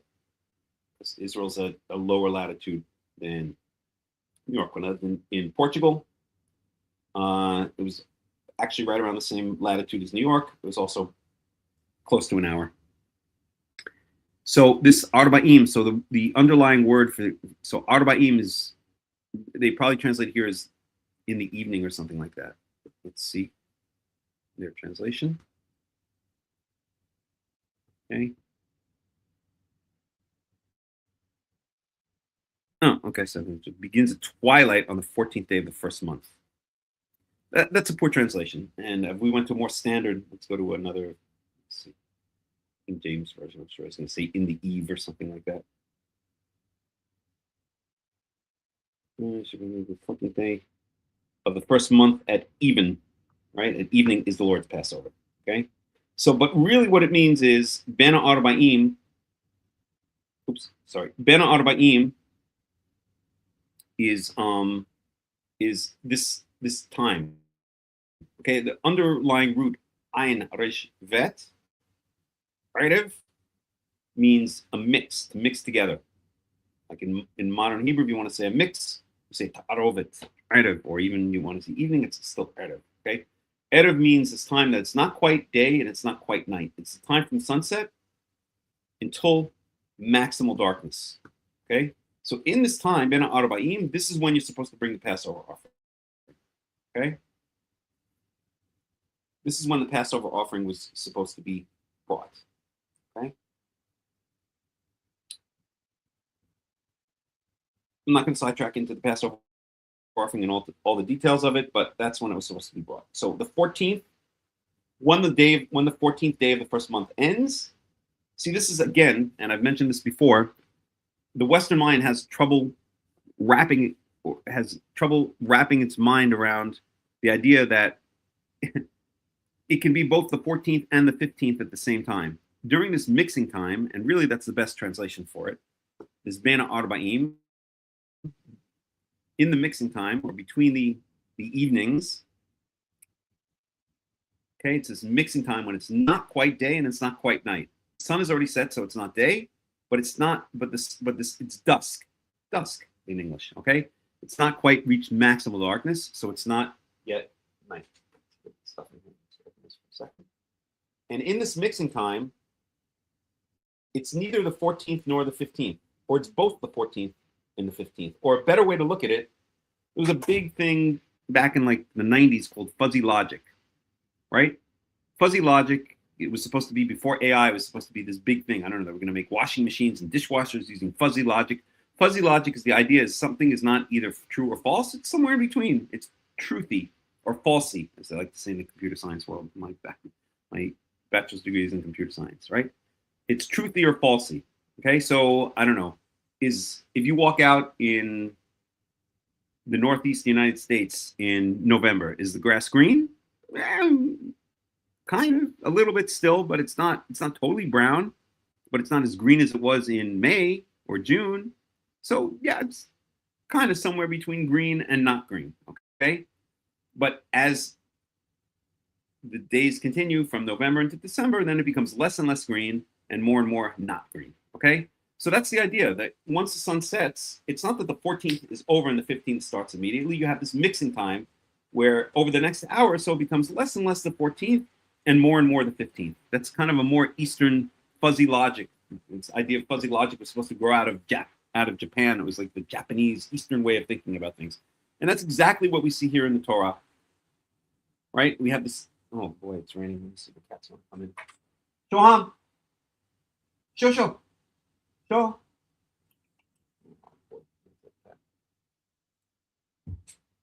Let me just check on for 1 second. Excuse me for 1 second. I'll be right back.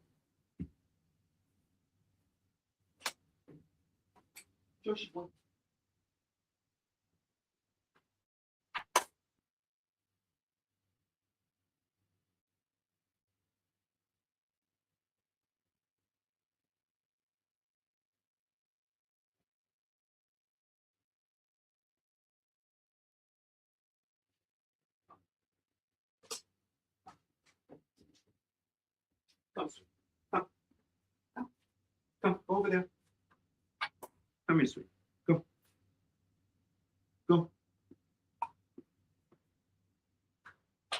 Over here, sweet. Go. You guys want to say hi to Shoham? This is Hakham Shoham, the smartest cat in the world, right? Are you the Einstein of cats? Okay, so this time can be referred to as either the 14th or the 15th. It's not quite the 14th. It's not quite the 15th. It's somewhere in between. Okay, this is the first thing that people miss. Okay, all right. So, and that's when you bring this Passover offering. So it's clear that it's in the evening after the sun sets on the 14th of the first day. Right? Check in if there's any comments here. What's going on here? Shalom, Karaites. Shalom, Isaiah 43. Schrodinger's, I love it. Oh, I love it. Justin, you're the man. That's perfect. I'm using that from now on. Schrodinger's day. It's beautiful. I absolutely love that. It's perfect. Exactly what I'm trying to say. Thank you. It's brilliant. Schrodinger's day. Absolutely love it.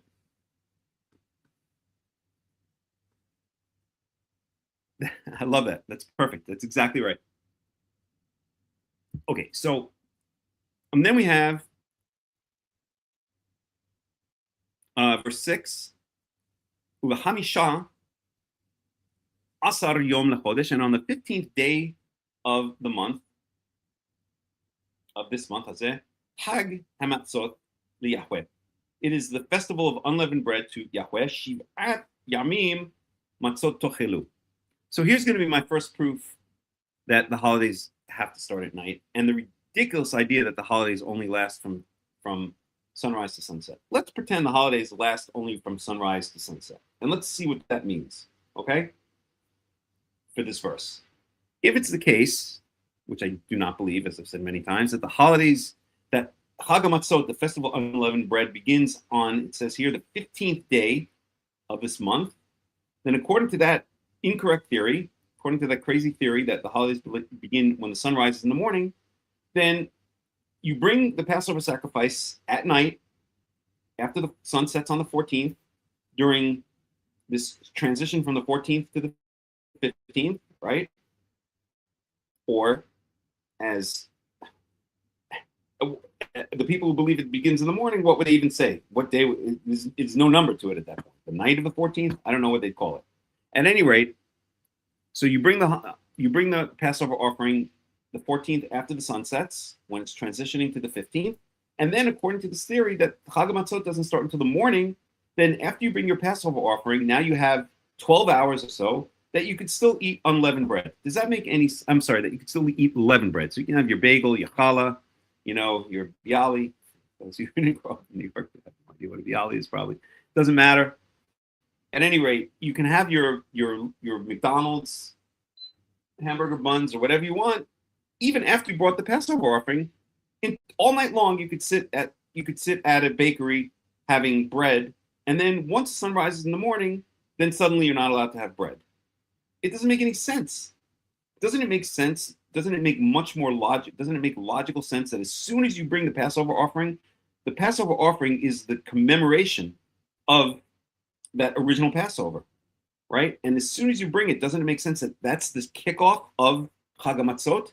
That's the kickoff that as soon as you bring it, now you are no longer allowed to eat leavened bread. it's ridiculous to assume, okay, I bring the Passover offering 6:30 at night, right after the sun sets on the 14th. All night long, I eat leavened bread. And then once the sun rises in the morning, now I'm not allowed to eat leavened bread. What about that night? If you're only allowed to eat for 7 days, here it says 7 days, Shivat Yomim Matzot Tochilu. For 7 days you shall eat matzot. Does that mean you're allowed to eat leavened bread at night? Does that make any sense? So you have to eat matzot during the day, but once the sun sets, you're allowed to pig out on I don't know, on bagels and sourdough bread or whatever. It doesn't make any sense. It's clear that the meaning of the word here, Shivat Yamim, is 7 24-hour periods starting at the beginning or kicked off by the bringing of the Passover offering. And it's clear here that what this means, that Chag HaMatzot starts on the 15th day of this month, means that it starts right after you bring the Passover offering, because right after you bring the Passover offering, you're in that transition period between the 14th and the 15th. The 15th is already there, right? It's coming in at that point. It's not 100% in until nightfall, until maximal darkness, but it's coming in, right? So what makes more sense? That you bring the Passover offering, and then as soon as you've brought the Passover offering, that kicks off Chag HaMatzot, and then for the next 7 24-hour periods, right, until sunset on the 21st, you don't eat any leavened bread.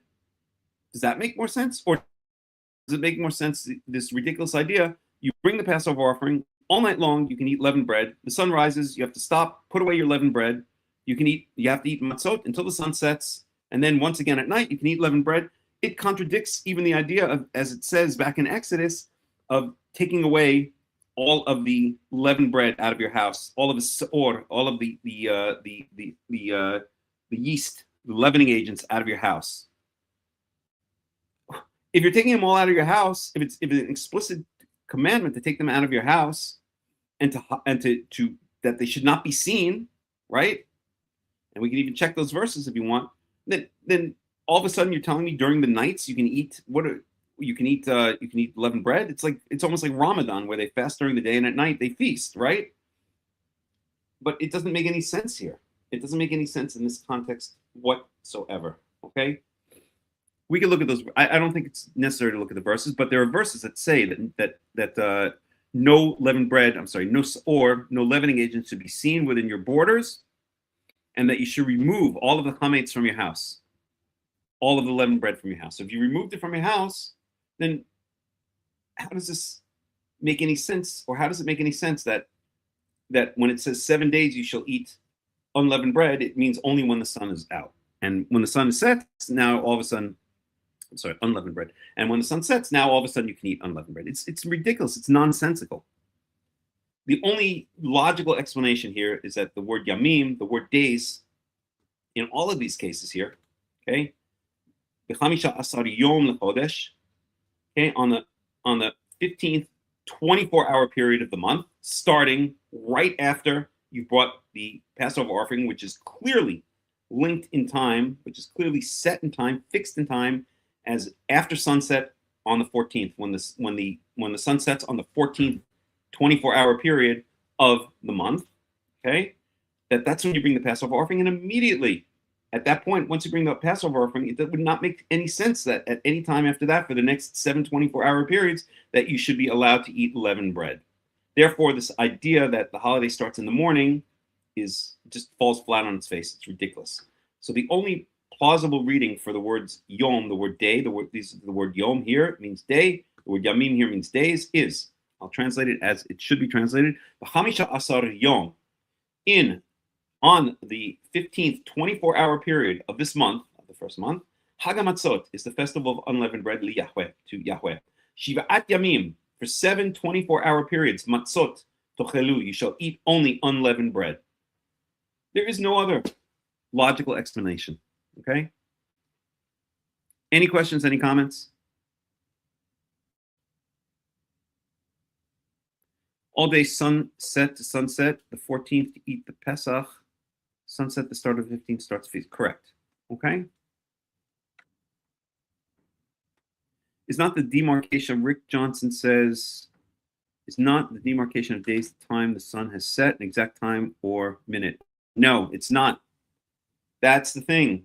as Justin so brilliantly put, there's about an hour or so, give or take, depending on where you are in the world, depending on what your latitude is, that it's neither or both. It's Schrodinger's day.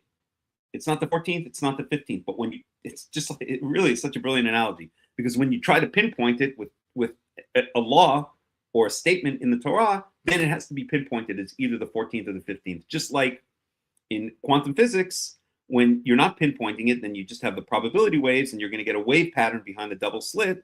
And then when you try to measure which of the two slits the photon or the electron is going through, then all of a sudden the probability wave collapses, and you have an exact answer. Did it go through the left one, or did it go through the right one? The idea is, it's such a, Justin, it's such a brilliant analogy. I just absolutely love it, right? This mixing time, this erev, which literally means the mixing time, ben arba'im, literally means between the beginning and the end of the mixing time, okay? It's neither the 14th or the 15th, but when you talk about a specific, when the Torah speaks about it, it has to give it a specific number. It has to say either the 14th or the 15th, and it's contextual. The probability wave collapses, and it's called either the 14th or the 15th. It can be called either, okay?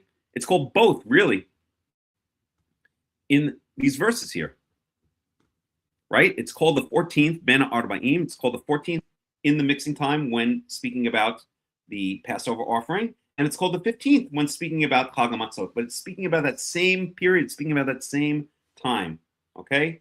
In other words, the logical explanation here, the clear explanation is that each person, each family has to bring their own Passover offering, okay?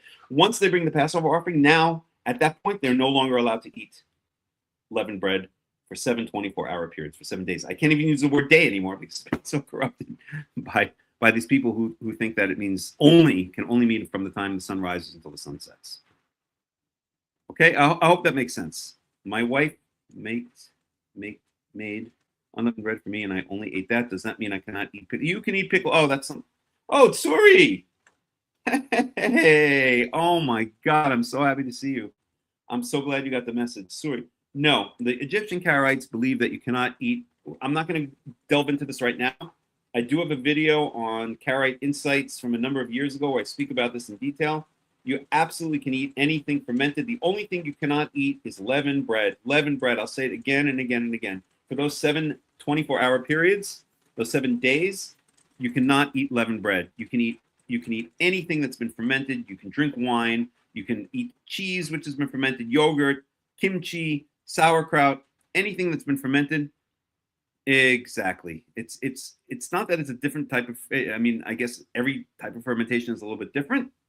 But it is, beer's okay with me. I know some Karaites will say that beer is like liquid bread and it's too close for comfort. I think it's okay. I'm not a big beer drinker, so it doesn't really affect me. You know, if you really want to be safe rather than sorry, I guess you can avoid beer, but that's not the context. Okay, the Israelites did not walk out of Egypt with the misharotehem al katfehem, with their mixing bowls on their shoulders, and then get out into the desert and make beer. Okay, they got out into the desert and they made matzot. They made unleavened bread because the dough did not have time to rise. The whole context is what's the whole idea of eating unleavened bread? It's to remember, recreate in our own minds those events of the first Passover. It's to recreate those events of the first Passover. And what happened during the first Passover? There was the Israelites had to rush out of Egypt, and when they got out to the desert, they didn't have time they had not had time for their bread to rise because they had to rush out. So that's what we are remembering. We're remembering that, and also Tanach-only, and also it's supposed to be the bread of affliction, right? Usually translated as, or poor man's bread, because we were slaves in Egypt. So the whole idea of all of the things we do on Passover is to remember this incredible event, this pivotal, this foundational event of the nation of Israel. This was really the event that was the culmination of all that Yahweh had promised Abraham, Isaac, and Jacob hundreds of years before. It was Yahweh fulfilling his promise after hundreds of years. Imagine if Yahweh makes you a promise and then he doesn't fulfill it, and you're waiting, right? So many doubts go into your mind, so many questions. Does God exist? Does God not exist? What did I do wrong? Did I screw it up?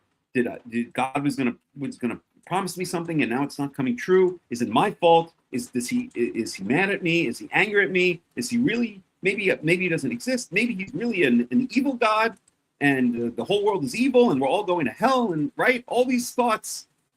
This is not something that is just a modern thing. This is humanity, right? Kohelet, Ecclesiastes speaks about a lot of these doubts and these thoughts, right? So the whole beauty, the whole amazing, or the whole specialness, the reason that Passover is such an incredibly important holiday for, wow, it's really pouring. The reason that Passover is such an my God, maybe I should put my headphones on. You guys hear that? Wow. Shoham, aren't you happy you're indoors here? I think I should go get my other cat. You want to go get Lavi? Huh?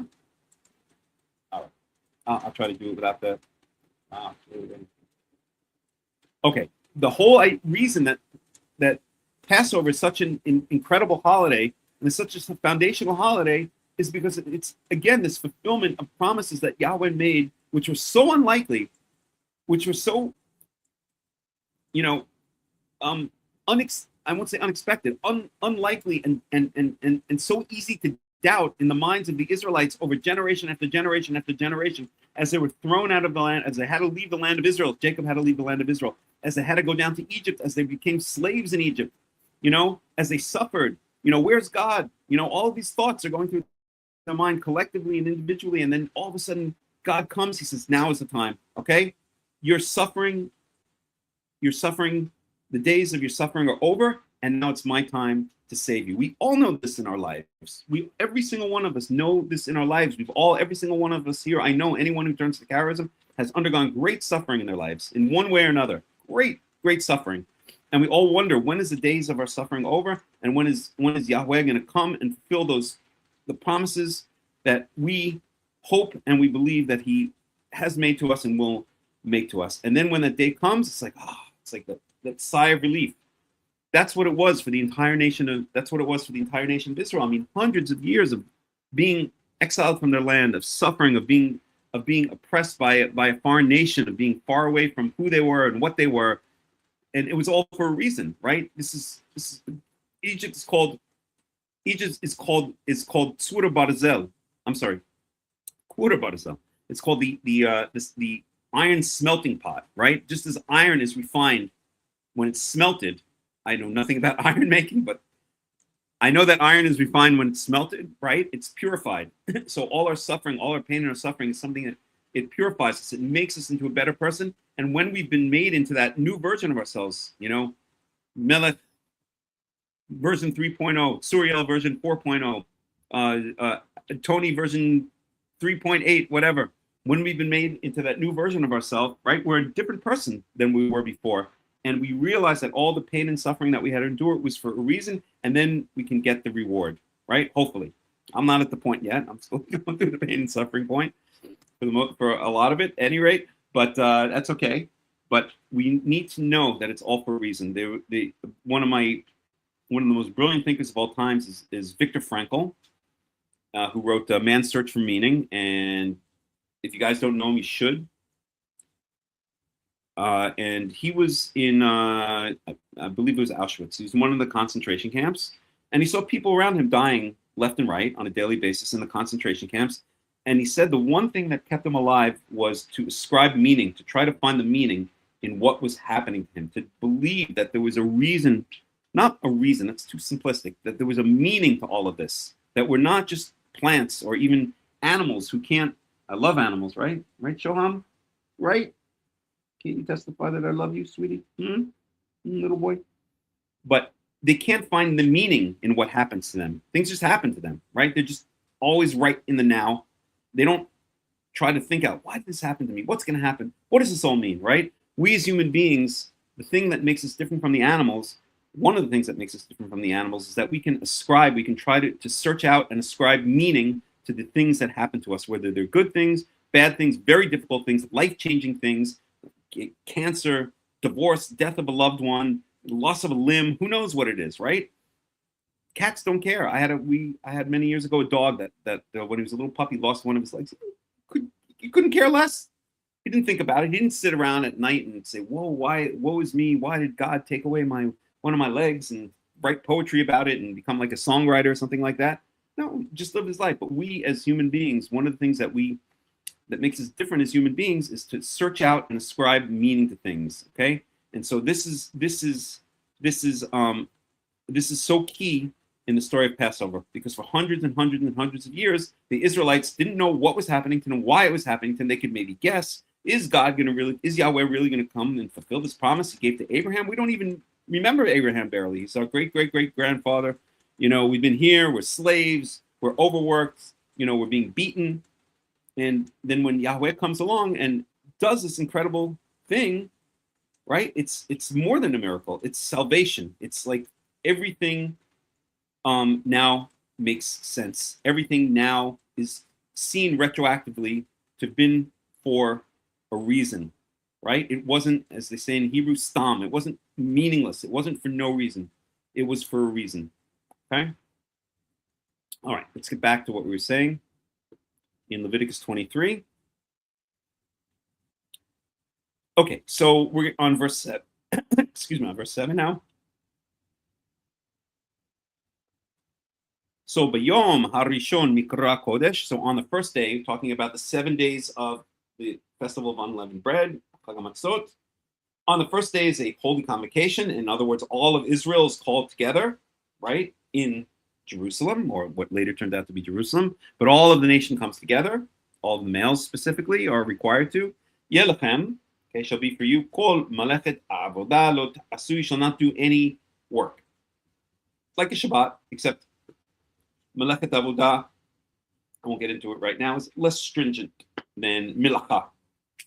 The Torah often, another thing the Torah uses is onomatopoeia. Another thing that great teachers use, right? Onomatopoeia means a word that sounds, or a phrase that sounds like its meaning, right? So teachers, I don't know, what would be an example of I don't know, we had this teacher, Miss Red Vanley, and she would constantly like make certain sounds and noises to emphasize points, okay? It's the same thing here. Melechet Avodah is different from what's restricted on Shabbat, which is Milacha. Milacha is more, I'm sorry, Shabbat. Sorry, baby. Is more terse and to the point. Melechet Avodah is a little bit more sing-songy, and it implies, onomatopoeically, it implies that there's less of a stringency on the work that's restricted on Passover. Unlike the two holidays, the two times when work is strictly restricted on the Shabbat and on Yom Kippur, on Yom Kippurim. At any rate, you shall not do any work on this first day of the 7 days of Chag HaMatzot, of unleavened bread. Verse 8, V'hikrav demishel Yahweh, shall bring a fire offering. A fire offering is always something that's very specific. It's an offering that's thrown on the altar, on the pyre, on the copper altar that's in the courtyard outside the Holy and Holy of Holies. That's specifically what a fire offering is, as opposed to other types of offerings, such as a wave offering, which we'll see afterwards. You should bring a fire offering to Yahweh. For 7 days you shall bring these fire offerings, and on the seventh day, Mikra Kodesh is another holy convocation. All of Israel is to come together, or holy days to be declared throughout Israel. And once again, on this holy day, the seventh day, no work is to be done. Okay? And that's Passover. All right? Okay. Any questions, any comments?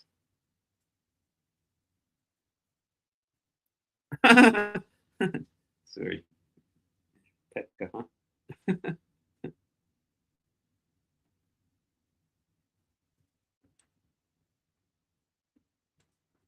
The curse of death was attached to eating of the tree of knowledge of good and evil. The animals didn't eat it. Why did they also receive the curse? Because the entire fabric of the world changed at that point. It's not that just Adam and Eve received death. It's a death was brought into the world. Is brought into the fabric, the space-time fabric of the world. Now include death. We see also after Noah gets off the ark, that the fabric of the world changes again. Before that, people were living 700, 800, 900 years. And after the flood, that time was reduced over a number of generations to 120. The very fabric of our existence changed. I don't want to get too metaphysical right now, but that's the simple answer. Okay. Okay. Just grab water for a second.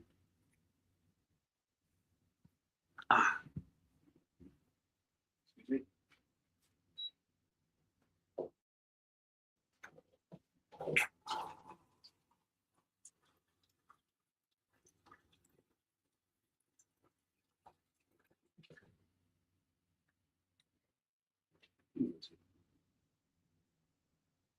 Sure. What, sweetheart? What? What might be? Okay. Sorry, thank God the cat is not kosher, or else I'd worry about your membership in Petka. Okay, verse 9. Vaydaber Yahweh and Moshe Lemor. Again, an introductory sentence. Yahweh spoke to Moses, saying, verse 10, Daber el bnei Israel we amarta alehem. No scratching, come to you. Amata alehem ki tavo el haaretz asher ani noten lachem tatem et tzirah. This hay over here. Mouse battery very low. Uh-oh. We got 2% on the mouse. Oh, I tatem et tzirah. Okay. Soon. So let me just translate up until then. Speak to the children of Israel and say to them, when you come into the land, which I'm giving you, and you harvest its harvest. Okay. Katsir literally means to cut short. In fact, the word cut may very well be related to the word katsar. So it means cutting down grain specifically. Okay, so when you harvest your grain, and any good translation will probably translate it like that. Let's see if they do it here. It's 23. Maybe.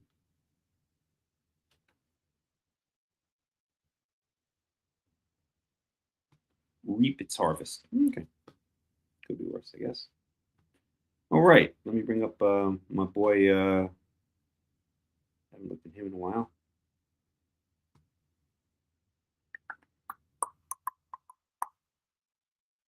Robert Alter, because he gives good translations.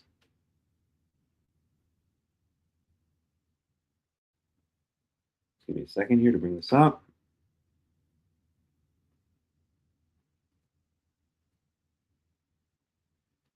Oh, I don't know what page. Let's try 200.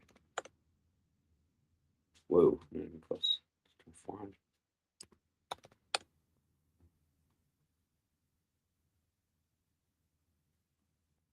Where are we? Jacob. Oh, not even close. Let's try 800. Not even close. Let's try 1600. Bronze again. Oh my God.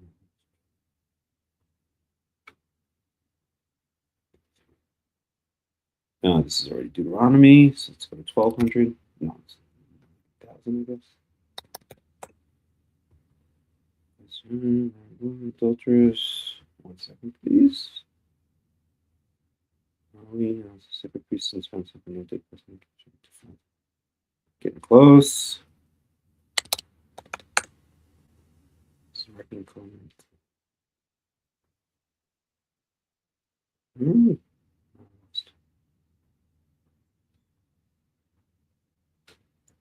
Wait, let's do it this way. Give me 1 second, please. Oh,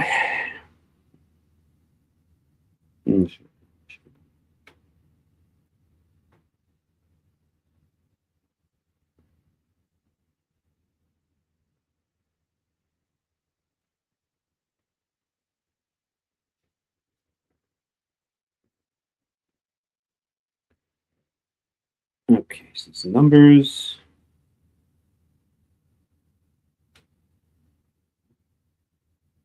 Oh boy, let me go back this way. 1050. Okay, almost there. 1030. Almost there. 1020. Boom. Here we are. Okay, so radio. Okay. So let's get a Robert Alter translation on this. See how he translates. He's an excellent translator, right? And the Lord spoke to Moses, saying, "Speak to Israelites, and you shall say to them, these are the fixed times," good translation, "of the Lord, which you shall call sacred convocations." Okay. "These are my fixed times. 6 days shall tasks be done." Love it. Good translation. 6 days shall tasks be done, and on the seventh day an absolute Sabbath. Love it. Good translation. "A sacred convocation, no task shall you do. It is the Sabbath of the Lord in all your dwelling places. These are the fixed times of the Lord, sacred convocations, which shall call in their fixed time. The first month, on the 14th of the month at twilight." Right? So we spoke about twilight or dusk, right? "A Passover offering to the Lord, and on the 15th day of this month, a festival of flatbread to the Lord. 7 days you shall eat flatbread. On the first day, sacred convocation you shall have. No task of work shall you do, and you shall bring forward a fire offering to the Lord 7 days. On the seventh day, sacred convocation, no task of work shall you do." Okay. "And you reap its harvest." So he also does reap its harvest. Okay, fair enough. So, Tzatem Kitzirah. So reap its harvest. Ve'evetem et omer reshit kitzirchem el hakohen. So you're going to bring a sheaf. An omer is a sheaf of the first fruits of the cutting of your grain, and this is the barley, because the barley is the crop that is ripe around this time of year, and the first crop that ripens in Israel. Remember, Passover, Chag HaMatzot, the Passover offering, Chag HaMatzot are associated with the barley harvest. Shavuot, which occurs 50 days later, 50 days after the bringing of what's called the Omer offering, which is what we're talking about right now. That is Shavuot, the festival of weeks. That's associated with the wheat harvest. And then we have Sukkot, and that's associated with the ingathering of the fruits, the summer and the fall fruits, which would include things like figs, grapes, olives,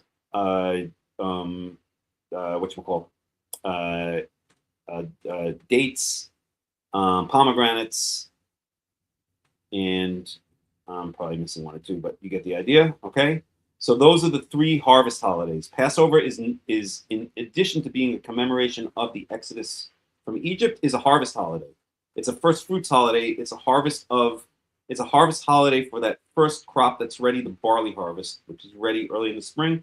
Here in Israel, you could see with your own eyes each year that the barley ripens first, and then about a month or two later, the wheat ripens, and then of course you have the summer and the fall fruits, right? The first really to ripen in the summertime is usually the grapes around June, July. Then you're going to get the figs right around the same time, and then later on in the year you're going to get the dates around August or so. Then you're going to get pomegranates like September, and then you're going to get and that's when the olives will start ripening as well. Okay, so this is a first fruits offering. What's the idea of a first fruits offering? I think we've spoken about this a bunch of times before, but and let me just go get my other cat. Excuse me for 1 second. So hold that there.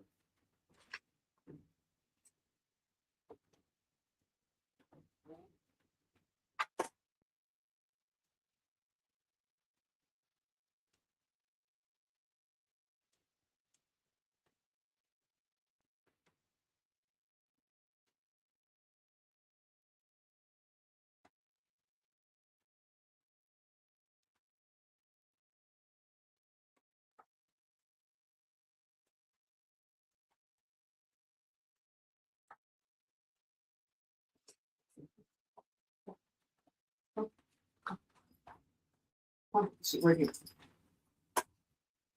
Come over here. There you go. Good boy. Good boy. Okay. A little better in here?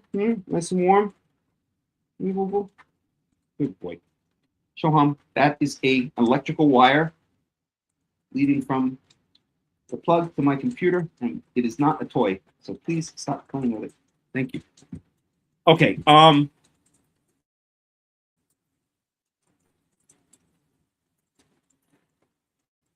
During Passover, I only eat bread on the first evening, and on the last, I don't get it, but okay. Okay, so right. So what's the idea of a first fruits offering? Okay, the idea is, and this is spoken about many times at the Tanakh, and many times when the Israelites did not do it, right? The first and the best go to God. Right? Imagine if you became a millionaire and you said, I'm going to bring my mom and dad a present, or I'll bring my mom a present for all she did to me in her life. And you go to the Salvation Army store and you buy her a third-hand, I don't know, baseball cap or something like that. Okay? It's not right. This is not right. You get something special for your mom, right? And you don't do it like 10 years after you become a millionaire. You know, when you win the lottery, the first thing you do is you go out and you buy your mom a house or something like that, or a nice new car, or whatever's going to make her happy, right? Because of all she did for you. Hopefully, you guys don't have toxic mothers. I certainly don't. I love my mom. Father's another story, but we'll get to that another time. At any rate, you know, you want to give back to those who gave to you, and there's no one who gives more to us than our parents, and that applies. That, unless, of course, I understand there's a lot of toxic family, but in normal, healthy families, hopefully at least one parent gave everything, their heart and their soul and everything they had to make you who you were. So we want to give back to them. We want to give them the first, and we want to give them the best. As soon as you win the lottery, before you go start buying up, you know, the new Porsche for yourself and jewelry and whatever, you know, you buy your mom a new house, okay? First, you think of her before you think of yourself. Well, if that applies to our parents here on earth, then that applies also to our Father in heaven, as they like to say. That applies to Yahweh. He gets the first, and he gets the best because of all he's done for us. If it weren't for him, we wouldn't have this harvest at all. We wouldn't have the barley harvest. We wouldn't have the wheat harvest. We wouldn't have the fruit harvest in the fall. So we give him the first, and we give him the best, and that's the idea of a first fruits offering. And it's, the word here is reshit. Omer reshit kitzirchem. So you bring a sheaf. Talk about what a sheaf is in a minute. Sheaf is, I've shown pictures of it before. I'm not going to show it again. It's a bundle of grain stalks. So take a bunch of barley and then you tie it up with you basically tie it up. That's an omer. It's called a sheaf. Okay. So you bring a sheaf of the reshit kitzem, the first of your harvest. Okay. Reshit, this is exactly the same word that is essentially the same word in the entire Torah. Bereshit, bara Elohim et hashamayim v'et haaretz. Genesis 1:1. In the beginning, at first. It's the same word here. Reshit. Where'd it go? There we go. Okay. So the first of your harvest, the first fruits, it's usually called, but the first of your harvest, you bring to the Kohen. Why do you bring it to the Kohen? The Kohen is the priest.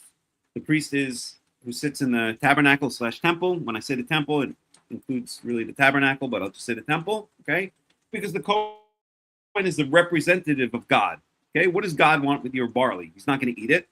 God doesn't eat. He's not a pagan God. So you bring it to his representatives on planet Earth. You bring it to the Kohen, to the priest, okay? And then they take the various sacrifices, and depending on the sacrifice, they may take some of it for themselves, and some sacrifices everything. In this case, it's not a fire offering, so it doesn't get thrown onto the altar. But in fire offerings, in certain offerings like burnt offerings, everything gets thrown onto the fire, except certain parts which are removed first and thrown away and discarded. And in the case of other offerings, the priest gets some. In the case of some offerings, both the priest and the person who brings it gets some. It all depends on the offering. But if God is going to get any gifts, it's given that God is given that gift, or that gift is given to his representatives, which are the priests, and that is their salary, since they do not have any other salary. Remember, they're not given a portion in the land like the other tribes do, so they rely on donations. Hint, hint. Remember my talk. Remember my talk at the beginning about donations, people. They rely on donations from the community to sustain them, right? And there are a bunch of donations, and the part of the sacrifice. This one is not. This is just waved, but it's brought to the Kohen as the representatives of Yahweh. Okay? Is there a move by Karaites or the Orthodox towards the third temple? Yeah, there's a lot of talk about building a third temple, for sure. Today at the Shabbat table here in Katsrin, a lot of people spoke about it. So when it's meant to happen, it'll happen. Okay, verse 11. V'heniv et ha'omer lifnei Yahweh. So the Kohen will now wave or elevate. It's alternatively translated as a wave offering or an elevation offering. The bottom line is the Kohen now takes this bundle of barley grains and either waves it up and down or lifts it up, elevates it, and this is symbolically giving this present to God, right? It doesn't go into our own mouths. It's a present that's given to God. We remember him first. Okay, lifnei Yahweh le'ritzonchem, literally for your le'ritzonchem, for your favor. In other words, by doing this, your God is going to shine favor upon you because you remembered him first. You're doing the right thing by not forgetting him. As later in the Tanakh, so many times when it speaks about how the first fruits were not brought, or the sick and the lame animals were brought as sacrifices rather than the best and the first, then that is not honoring. Honoring is the wrong word. It's not giving Yahweh the proper thanks that he deserves for all that he does for us. Because if it weren't for him, we wouldn't even be here. Okay, mimacharat Shabbat yanifu akohen. So on the day after the Shabbat, we're not going to go into this right now. Okay, Shabbat clearly means, in my opinion, and in the standard Karaite opinion, means Saturday. So on a Sunday, on the day after a Shabbat, meaning a Sunday, is when this offering is brought. Which Sunday exactly? That's a whole story in and of itself. I don't want to get into that right here. That's a side discussion, but I will post a link to an article I wrote which discusses some of these things. So, at any rate, on one of the Shabbats around the time of Passover, of Hakham Melech, of the festival of unleavened bread, when the barley harvest is ready, it's brought on the day after the Shabbat, meaning it's brought on the Sunday, and the Kohen either elevates it or lifts it, waves it up and down. Okay, it's sometimes called the wave sheaf offering or the elevation offering. See how Robert Alter translates it for the heck of it. Okay, elevate, he goes with, right? Shall elevate the sheaf, okay, before the Lord to be acceptable for you for the morrow. From the morrow of the Shabbat, the priest shall offer it. Now, I'm curious to see what he says about the morrow after the Shabbat. Because he's not stupid, like the rabbis are. I bet you he's going to go with the Karaite view. Or at least he's going to mention it, because he tries to be a bit diplomatic sometimes. But let's see. I'm curious. I'm going to plug in my mouse in a second. Oh, it's really pouring here.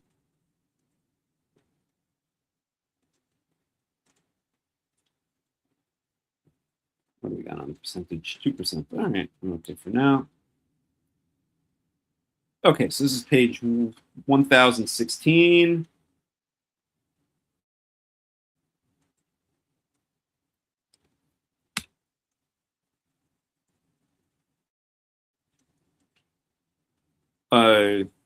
Yeah, on the morrow of Shabbat. Boom. Okay. Ha ha ha ha ha. Here we go. So what does he say? Talking about the morrow of the Shabbat. This innocent-looking phrase is fraught with ambiguity that generated historical schism, talking about the Karaites. The early rabbis understood Shabbat to refer to the first day of the Passover celebration. Ain't wrong. And this has been the normative system in Judaism ever since, for counting forward to the festival of weeks, Shavuot. The Karaites, here we go, he's mentioned explicitly the Karaites, among others, understood Shabbat here as a reference to the Shabbat day, although the question was raised whether this applied to the Shabbat occurring in the week of the Passover festival or to the first Shabbat after that week. That's another discussion we're not going to have here. As a rule, issues of calendar were often defining for schismatic divisions in Judaism, which is why I told these people on WhatsApp that if you think the holidays start in the morning, then please go schism yourself. Go schiz yourself. Go you guys can go skiz yourself. You know what I mean? Go form your own splinter group because it's so ridiculous, right? As a rule, issues of calendar are often defining schismatic divisions of Judaism. Whatever the reasons of the rabbis, their construction of Shabbat as referring to festival seems implausible. Thank you. As I suspected, Robert Alter, who is really a biblical scholar, is siding with the Karaites. He's saying that this idea. So, what do the rabbis believe? The rabbis believe that this Shabbat, the day after which we're supposed to bring the Omer offering, is not a Saturday, but it's the first day of Passover. If the first day of Passover falls on a Wednesday, then the Shabbat is a Wednesday. If it falls on a Tuesday, it's a Tuesday, right? And he's outright here calling it implausible. Baruch Levine and Jacob Milgram, two experts on Leviticus, have variously understood Shabbat to mean week in the present context. In verse 16, the phrase seventh Shabbat in fact seems to mean seventh week. Okay, that's another story. I disagree with that, but we won't even get into it. So basically, as I suspected, Robert Alter is very diplomatically and in very academic kind of language calling out the rabbis, telling them they're full of BS and siding with the Karaites. That's essentially what he's doing here. Love it. He really is a good scholar. Do you consider Herod's temple part of the second temple? Nehemiah's? Herod's temple was built. Herod lived around the time of Jesus, so he lived around the year 0. I forgot his exact dates, and he built out. He did all of his building came at that time, so around the year 0. Okay, Nehemiah, who laid the foundations of the walls of Jerusalem after the return, who rebuilt the walls of Jerusalem after the return of the exiles, some of the exiles from Babylon, and at around that time, a little bit afterwards, started rebuilding the second temple, had nothing to do with Herod. They were not, that was in the year, oh boy, I have to remember now. So the exile was 596, right? I believe so, around the year 500. I can't remember the exact date. I think if I remember correctly, it's 480 when the second temple was started to be built, or maybe around 500 BCE. So approximately 500 years earlier than Herod. So Herod came, and whatever that second temple was, at the time, he now undertook these great building projects to try to win over the favor of the Jews, because he was the son of an Edomite. And the Jews hated him, so he wanted to win over the Jews by doing a bunch of building projects. So he built out the second temple. He built the Western Wall basically, and much of the archaeology that's associated with that whole courtyard there, the Western Wall and the Rechava, the platform that the temple stood on. He built all of that out. He improved the second temple. He shipetz, how do you say in English? You know, he made great improvements to this temple, which then became known actually as Herod's temple. And he did other building projects, such as building the structure which covers the cave of Machpelah in Hebron, the Herodian in the Judean desert near Tekoa, and a bunch of other projects as well. Okay, so Herod, do I consider it part of the second temple? It was part of the second temple, but it had nothing to do with Nehemiah. Nehemiah lived 500 years approximately before Herod. Okay, but yeah, the second temple stood from approximately 500 BCE. I'd have to look up the date again exactly, until 70 CE, when the Romans destroyed it. Right? Okay. Any rate, my man Robert Alter comes through and speaks the truth. Okay. You guys got to give me a minute. I just have to go plug in for 1 second. I have to go get the plug for this mouse. So let me put on a little bit of music just for a minute or two. Not long, maybe 5 minutes at the most, hopefully. And we shall return.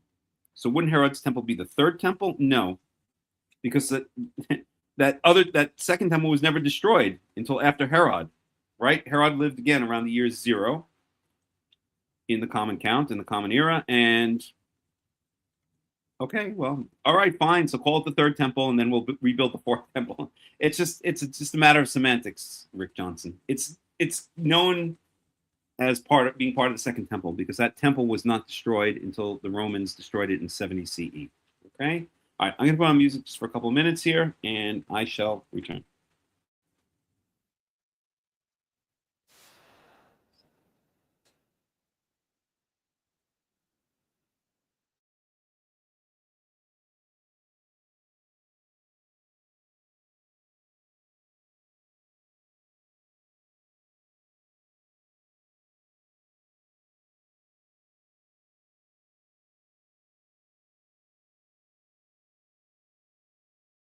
על הבית הגדול והקדוש רחם, רחם, רחם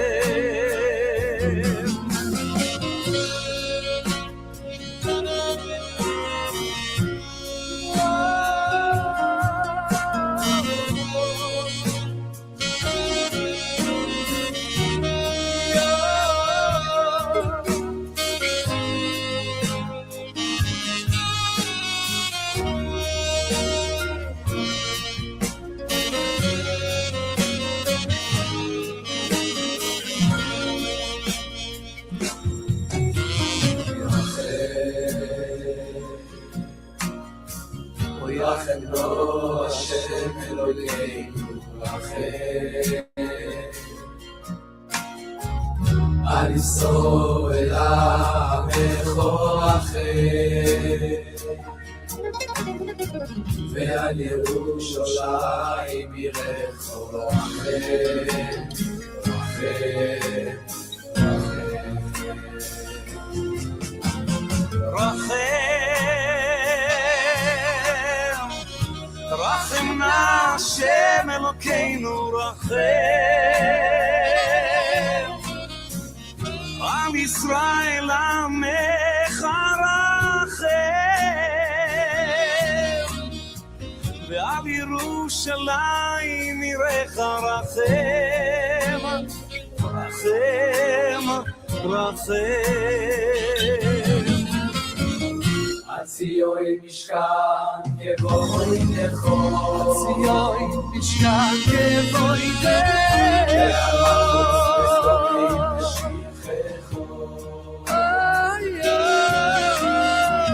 על הבית הגדול והקדוש רחם, רחם, רחם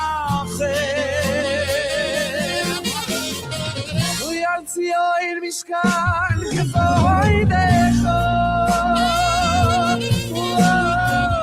ועל מלכות בסדום משיחךו ועל הבית הגדול והקדוש ורחם, ורחם, ורחם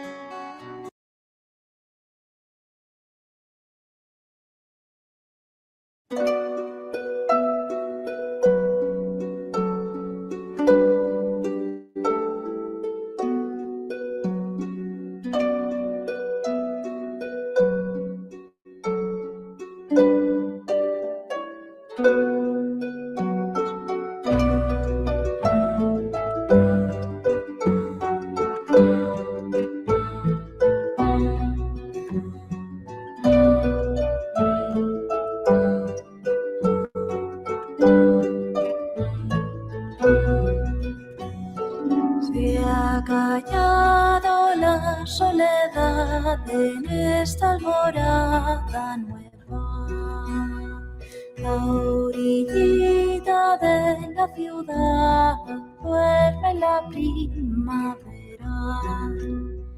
Con sus ojos de abril, las colinas florecen su trigo hacia el sol, se recuestan en oro galas de despedida.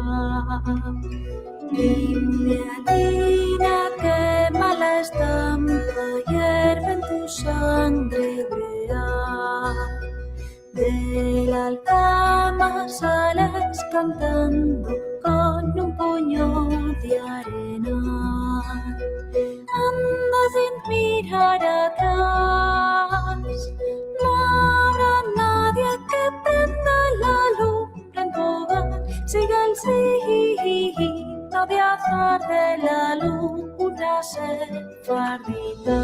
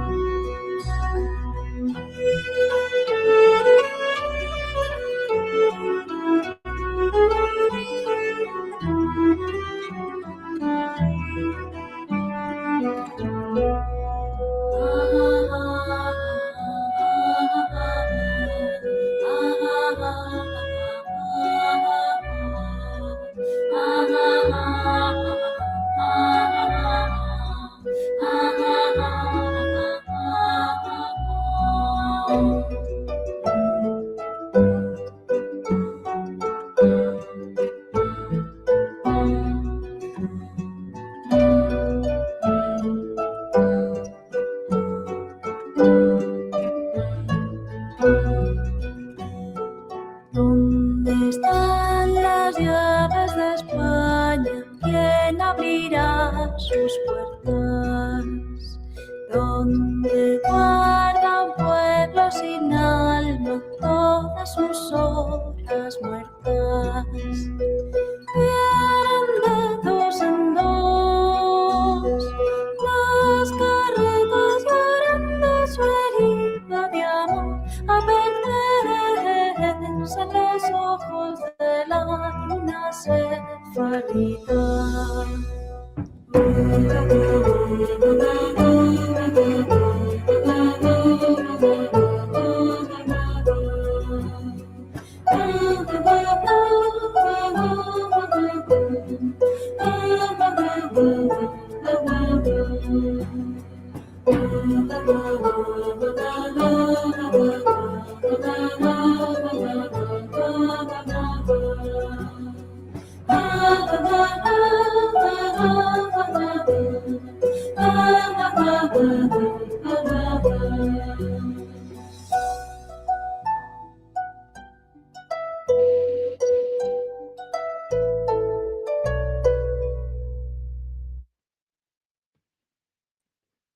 Okay.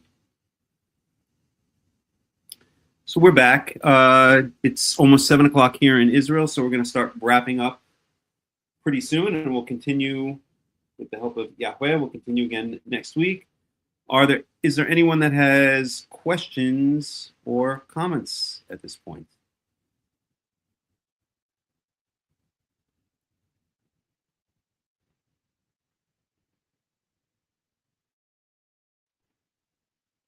Paul has problems, but do you accept that verse supposedly by him? Do you not know that you are the temple of Elohim? Referring, I'm guessing, to Jesus? No. If it's referring to Jesus, obviously I do not accept that verse. If it's not referring to Jesus, which I believe it is, then correct me.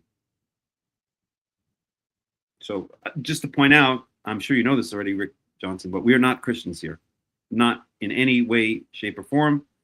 If you're looking for Christianity, there is one quote-unquote Karaite who's very into that stuff.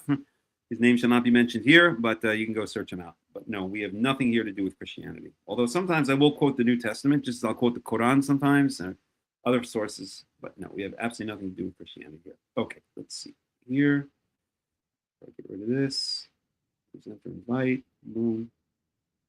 Stop screen. Okay. Share screen. And we're going to go to window. We're going to go to this. And we're going to share. Okay. Good. Perfect. Okay. Any other questions? Guys, any other comments?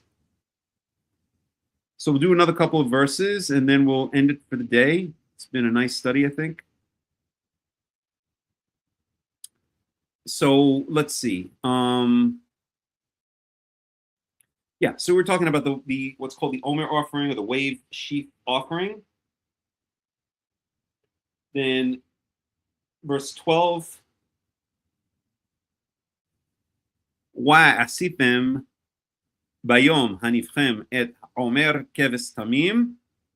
So on the day that you bring this wave sheaf offering, this Omer offering, you shall sacrifice a keves, is a lamb. Tamim, unblemished, right? Unblemished is very important. We do not bring blemished animals to Yahweh.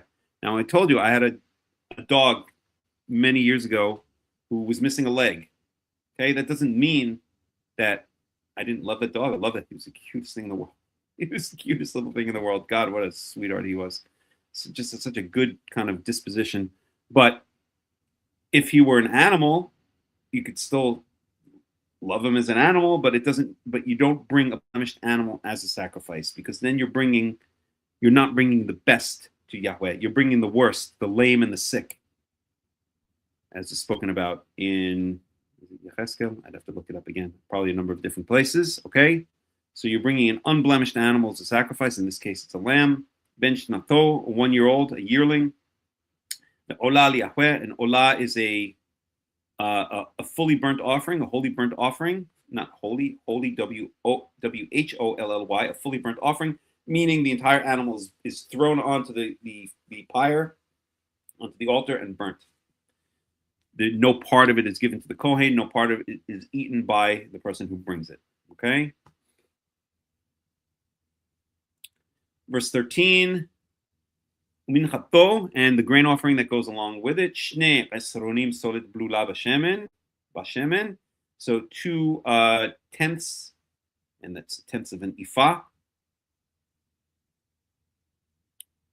So 2 tenths of an ephah. That was a solid measure in ancient Israel. Solet is high quality flour, top quality flour. Blula bashemen, mixed together with oil. Oil always means olive oil, unless stated otherwise. So 2 tenths of top-notch flour mixed in with olive oil. Okay, so it's mixed together with the olive oil. Ishel Yahweh, and that also is a fire offering, meaning it's tossed onto the altar. Whenever you see fire offering, it means it's tossed onto the sacrificial pyre. Okay, Reach nichoach, as a sweet-smelling scent. In other words, Yahweh figuratively, right, smells the scent coming from the sacrifices that we bring him, and he favors us for it. He showers his favor upon us, not because he needs to smell burning flesh or burning grain, but because it's a representation that we're remembering him, that we're giving him the proper honor. Just again, to use the analogy that just like we would buy our mom a house, first thing we would do if we won the lottery is go buy our mom a house. Okay. Nisko is the wine offering. Nisko yayin, revi'ita hin, and 1/4 of a hin. Hin is a liquid measure. Okay, so 1/4 of a hin. And verse 14, walechem wakali. So lechem is bread, which can include, by the way, unleavened bread. So if it's brought during, if it is indeed, it's a general term for bread. Okay, so chametz is leavened bread and matzah is unleavened bread, but they both fall into the category of bread. Okay, so lechem is bread. So if this wave sheaf offering is indeed, remember Robert Alter pointed out two possibilities that are traditional among the Karaites. One, that it's brought during the week of the festival of unleavened bread of the Passover holiday, Passover festival, and the second, that it's brought the week afterwards. I have my own opinion, which is that it's brought whenever the barley harvest is ready.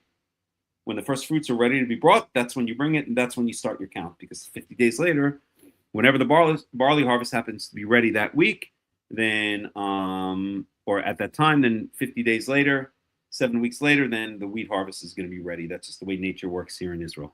About 7 weeks later is exactly when the wheat harvest is going to be ready. So I don't think it necessarily has to be tied to a specific Shabbat, not necessarily the Shabbat that falls within the 7 days of Passover or the one that falls directly afterwards.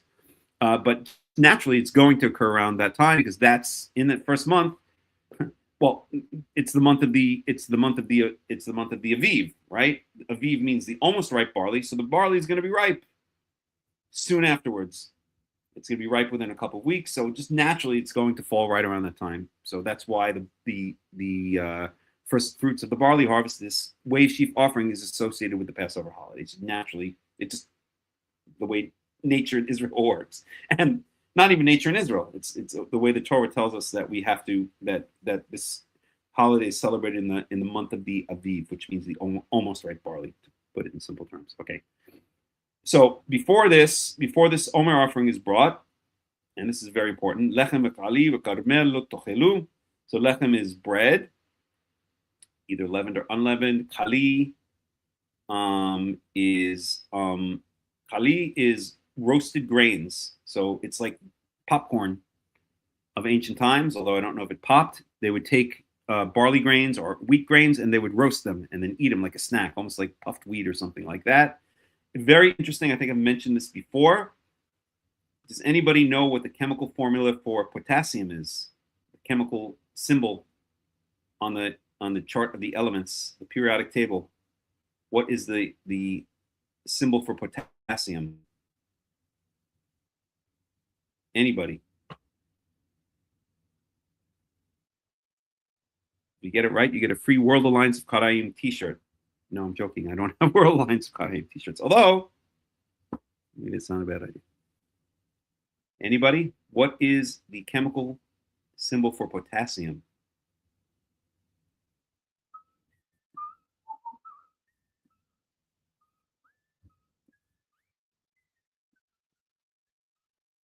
Going once, going twice. Anybody? It's K.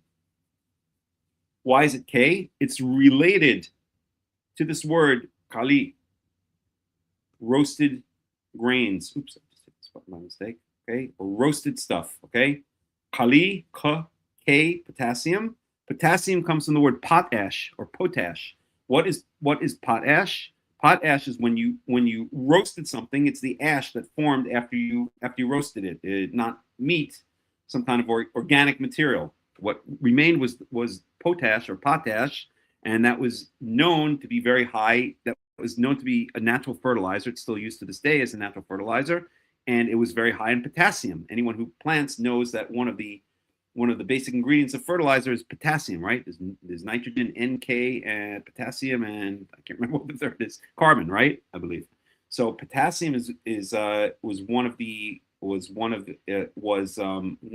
main, or potash. Potash was very prominent in potassium, and that's where the word potassium comes from in English. Potassium is potash. Potassium, potash. And it comes from burning organic material until it's just left as ash. And burning in Arabic is related. I can't remember the exact word in Arabic, but that's where the symbol for the periodic symbol for potassium comes from.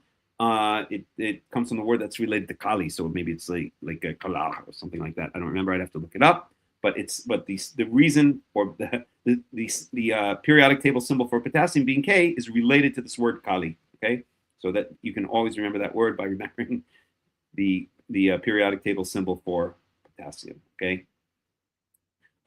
The Carmel is non-roasted grains. Okay, fresh grain. They translate this here. Lo tochelu. So you're not allowed to eat any of the grains of this new harvest, of the barley harvest of the new year, until you first bring the offering. Remember, Yahweh, he gets the first and he gets the best. Okay? We don't bring him a blemished lamb. We don't bring him a lame or a sick lamb, or one that's missing an eye or missing a leg or something like that. And we don't eat the barley harvest until we first give to Yahweh. And that's what it says explicitly here in verse 14. Any type of food that might be made from this grain, whether it's bread, whether it's roasted grains, or whether it's fresh grains that are not roasted, lo tochilu ad etzem hayom hazeh. You shall not eat until this very day. What very day? The day on which the Omer offering, the wave sheaf offering, is brought. This elevation offering, where you take the bundle of barley and elevate it or wave it up and down. Okay.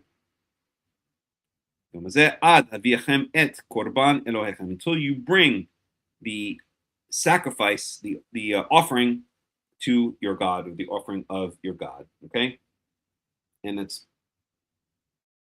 probably speaking also about the other things that have to be brought here. In other words, the yearling lamb, and the grain offering, and the whole ceremony, basically. Until you finish this ceremony of the Omer offering, then you do not eat of the new harvest. Now remember, this is the new harvest. This is the first harvest of the new year, which means you're not eating anything except the grain that you've stored, or the food that you've stored from the previous year. Okay, from a year ago, you stored it there were grain storage. There was grain storage even back then, just as there is today, right? So this represents the beginning of the new agricultural year. Passover is associated with the beginning of the new agricultural year, as well as the Exodus from Egypt.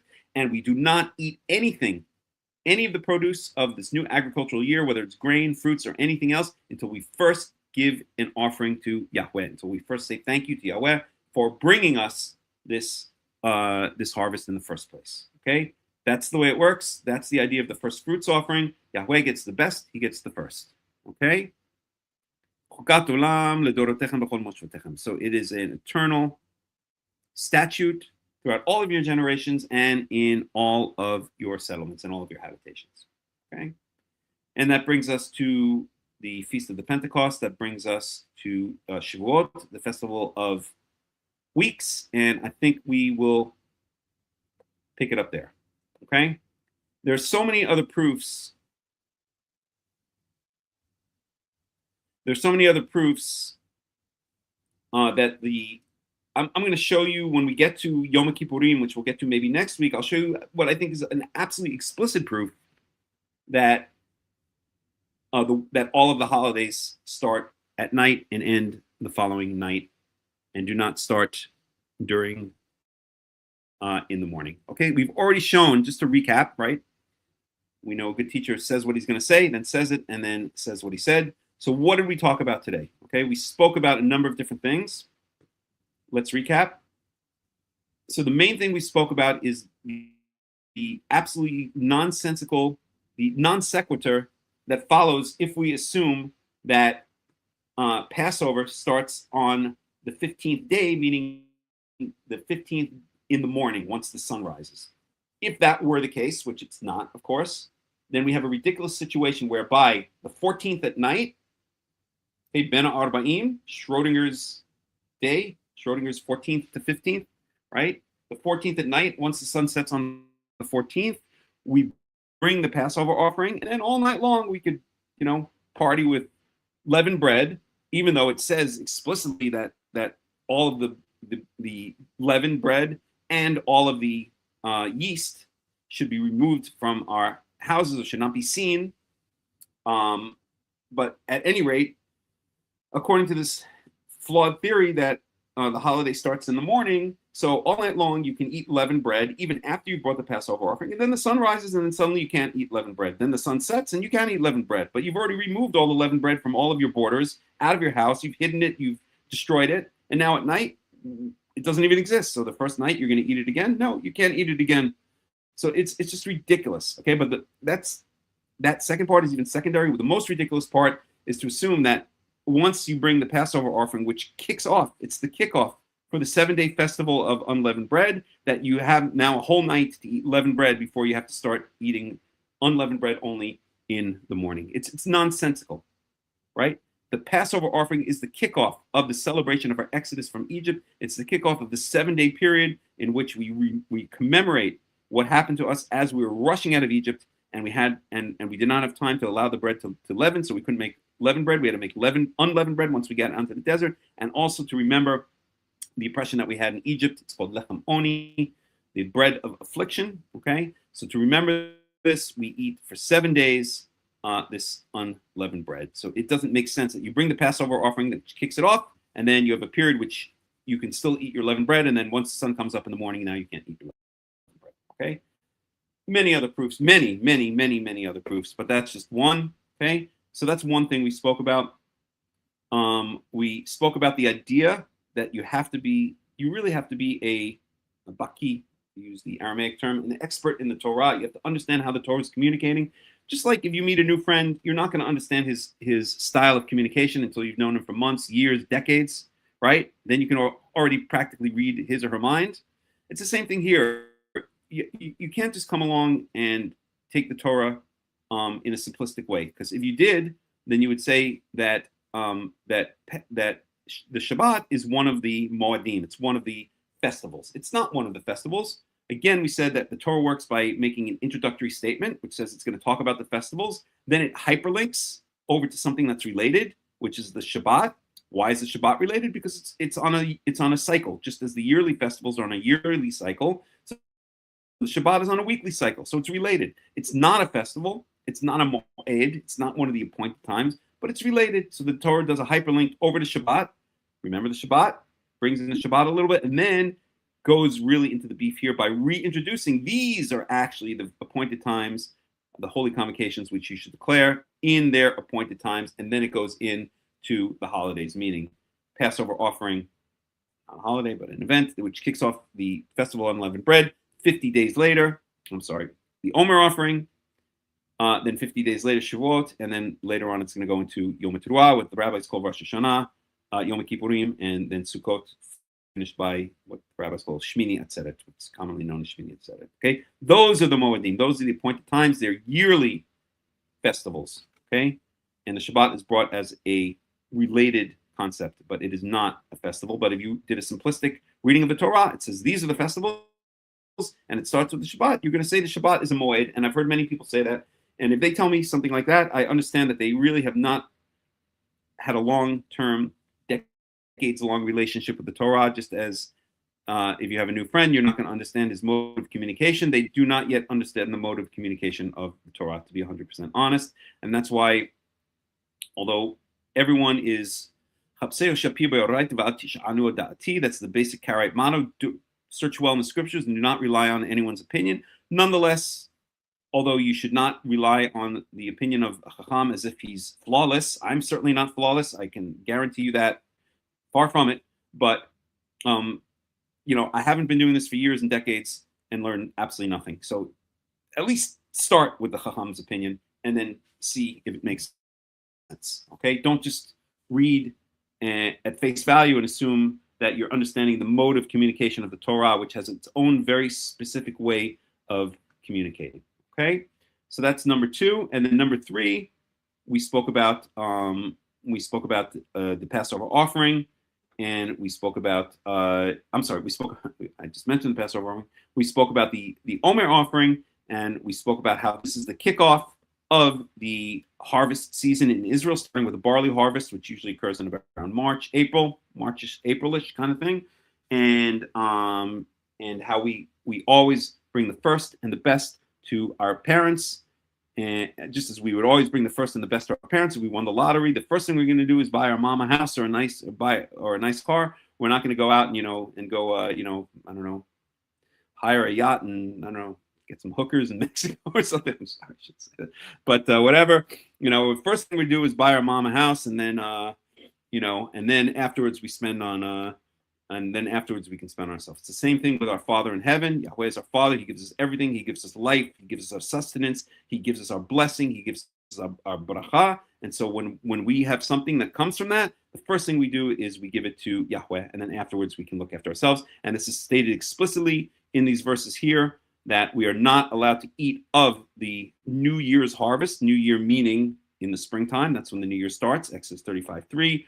That this month, the month of the Aviv, is the first month of the year for you. Okay, that we are not supposed to eat. We're not allowed to eat from this new harvest, the New Year's harvest, until first we've remembered who is responsible for giving us the blessing of this harvest in the first place.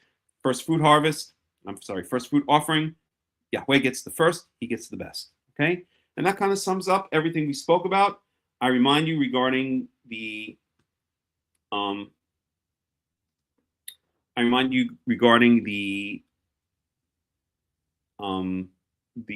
Alliance of Qara'im announcements that I made at the beginning.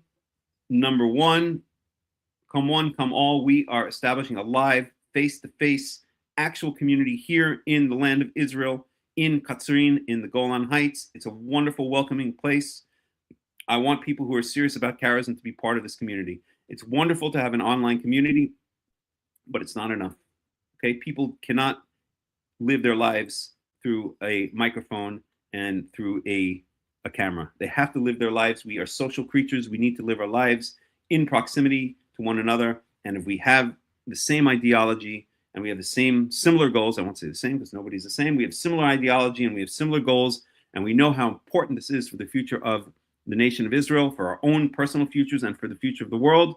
Then the only conclusion is we must come all. We must come together in person to establish this Karaite community. So if you have in your means whatsoever, if you already live in the land of Israel, move up to Katzrin, one family at a time. It doesn't matter. It could be a single family. It could be 2 families, 3 families. We'll build slowly and we'll build it up. And if you live outside of the land of Israel and you have it in your heart and your means to move to the land of Israel and be part of this community, then welcome. Please do so. And the other thing, and I won't belabor it again, is one of the big changes and one of the big realizations I came to over the past year is if we want this movement to be successful, we want Karaism to be successful, because quite frankly, the Egyptian Karaites, bless their hearts, I think that's what they say in the South, they're not the future of Karaism, and they're not, and they're not the future of this.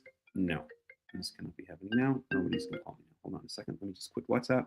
They're not the future of Karaism, and they're not the future of this nation, and they're not the future of humanity. And so, bless their hearts. But we, in order to make our movement, the World Alliance of Qara'im, and this whole true Karaism, I'm sorry if that sounds presumptuous and arrogant, but that's what I really try to strive for, successful, we cannot do it without money. We cannot do it without donations, okay? If you want to be part of this community, then please tithe, donate.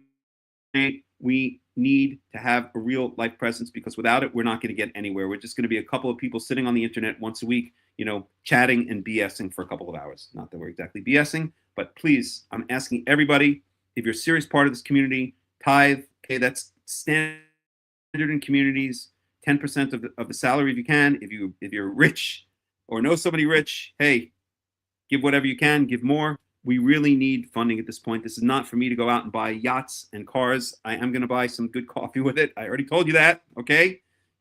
Part of your donations are going to good coffee. That is the present I'm giving to myself for all of this.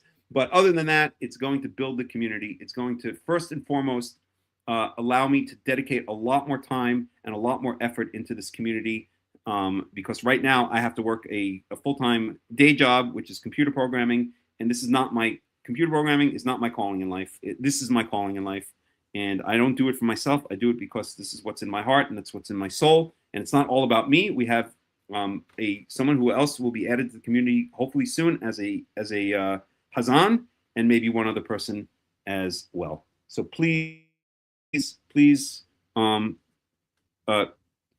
be an active part of the community, not just by attending the studies, not just by asking questions and answering questions, but by please helping support this community. It is I truly believe this in my heart. It's truly important for the future of Israel and for the future of the entire world. Okay?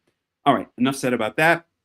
we're going to end it here. I thank you all for joining me, and Bezrat Yahweh, we will do it again next week. These studies are back. I plan to make them stay, and there may be a week or two here and there that I take off, but I'm going to try to do them as much as possible. And I'm going to try to add other studies as well, which we'll speak about in coming weeks. Okay, thank you all. We're going to go out with some music, and you guys can chat among yourselves on the chat here. And I hope you enjoyed the study. Hope you learned a lot. I wish you all a wonderful Shabbat Shalom and a Shavua Tov.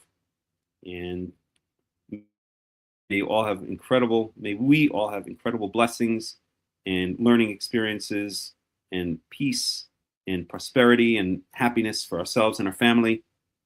And that's all I got for today. I have a question. When the Messiah comes, will we reestablish the debate? Yes. And the short answer, yes. Okay. I'm going to put on some music, and we're going to end the study.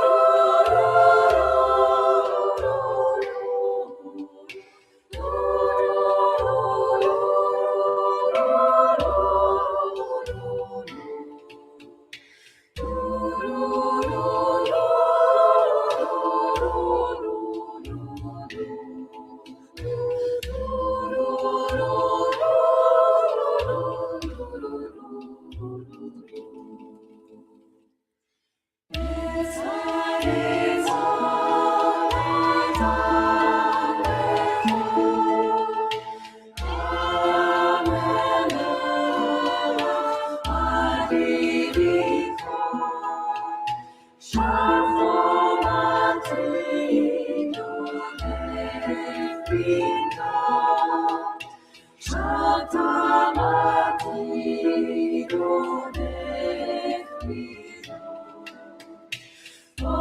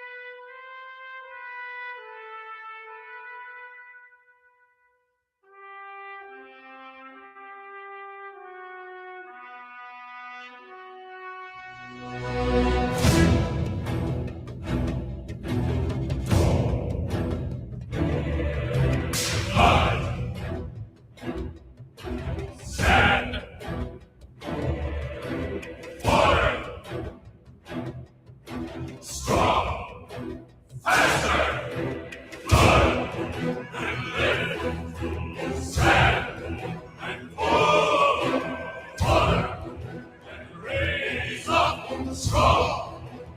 Master! With the steam of the whip on my shoulder, with the salt of my sweat on my brow, and oh, keep God mine, and you hear your people cry, help us now, this dark hour. Deliver us, hear our call, deliver us, Lord of all, remember us, here in this burning sand. Deliver us, there's a land you promised us. Deliver us to the promised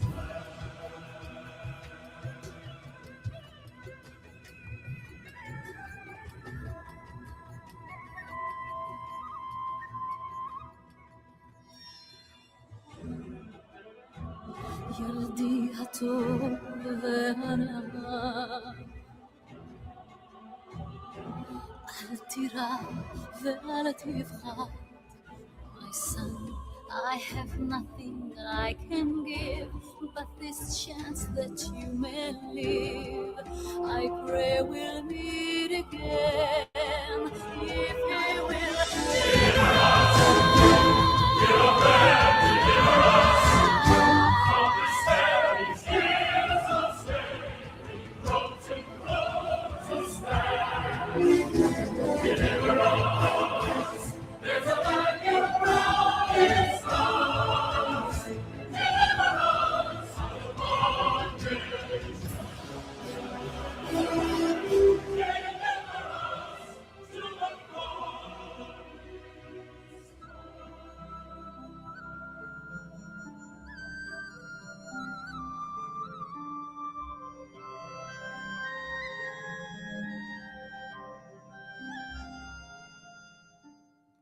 Hush now, my baby, be still now, don't cry. Sleep as you're rocked by the stream. Sleep and remember my last lullaby. So I'll be with you when you dream.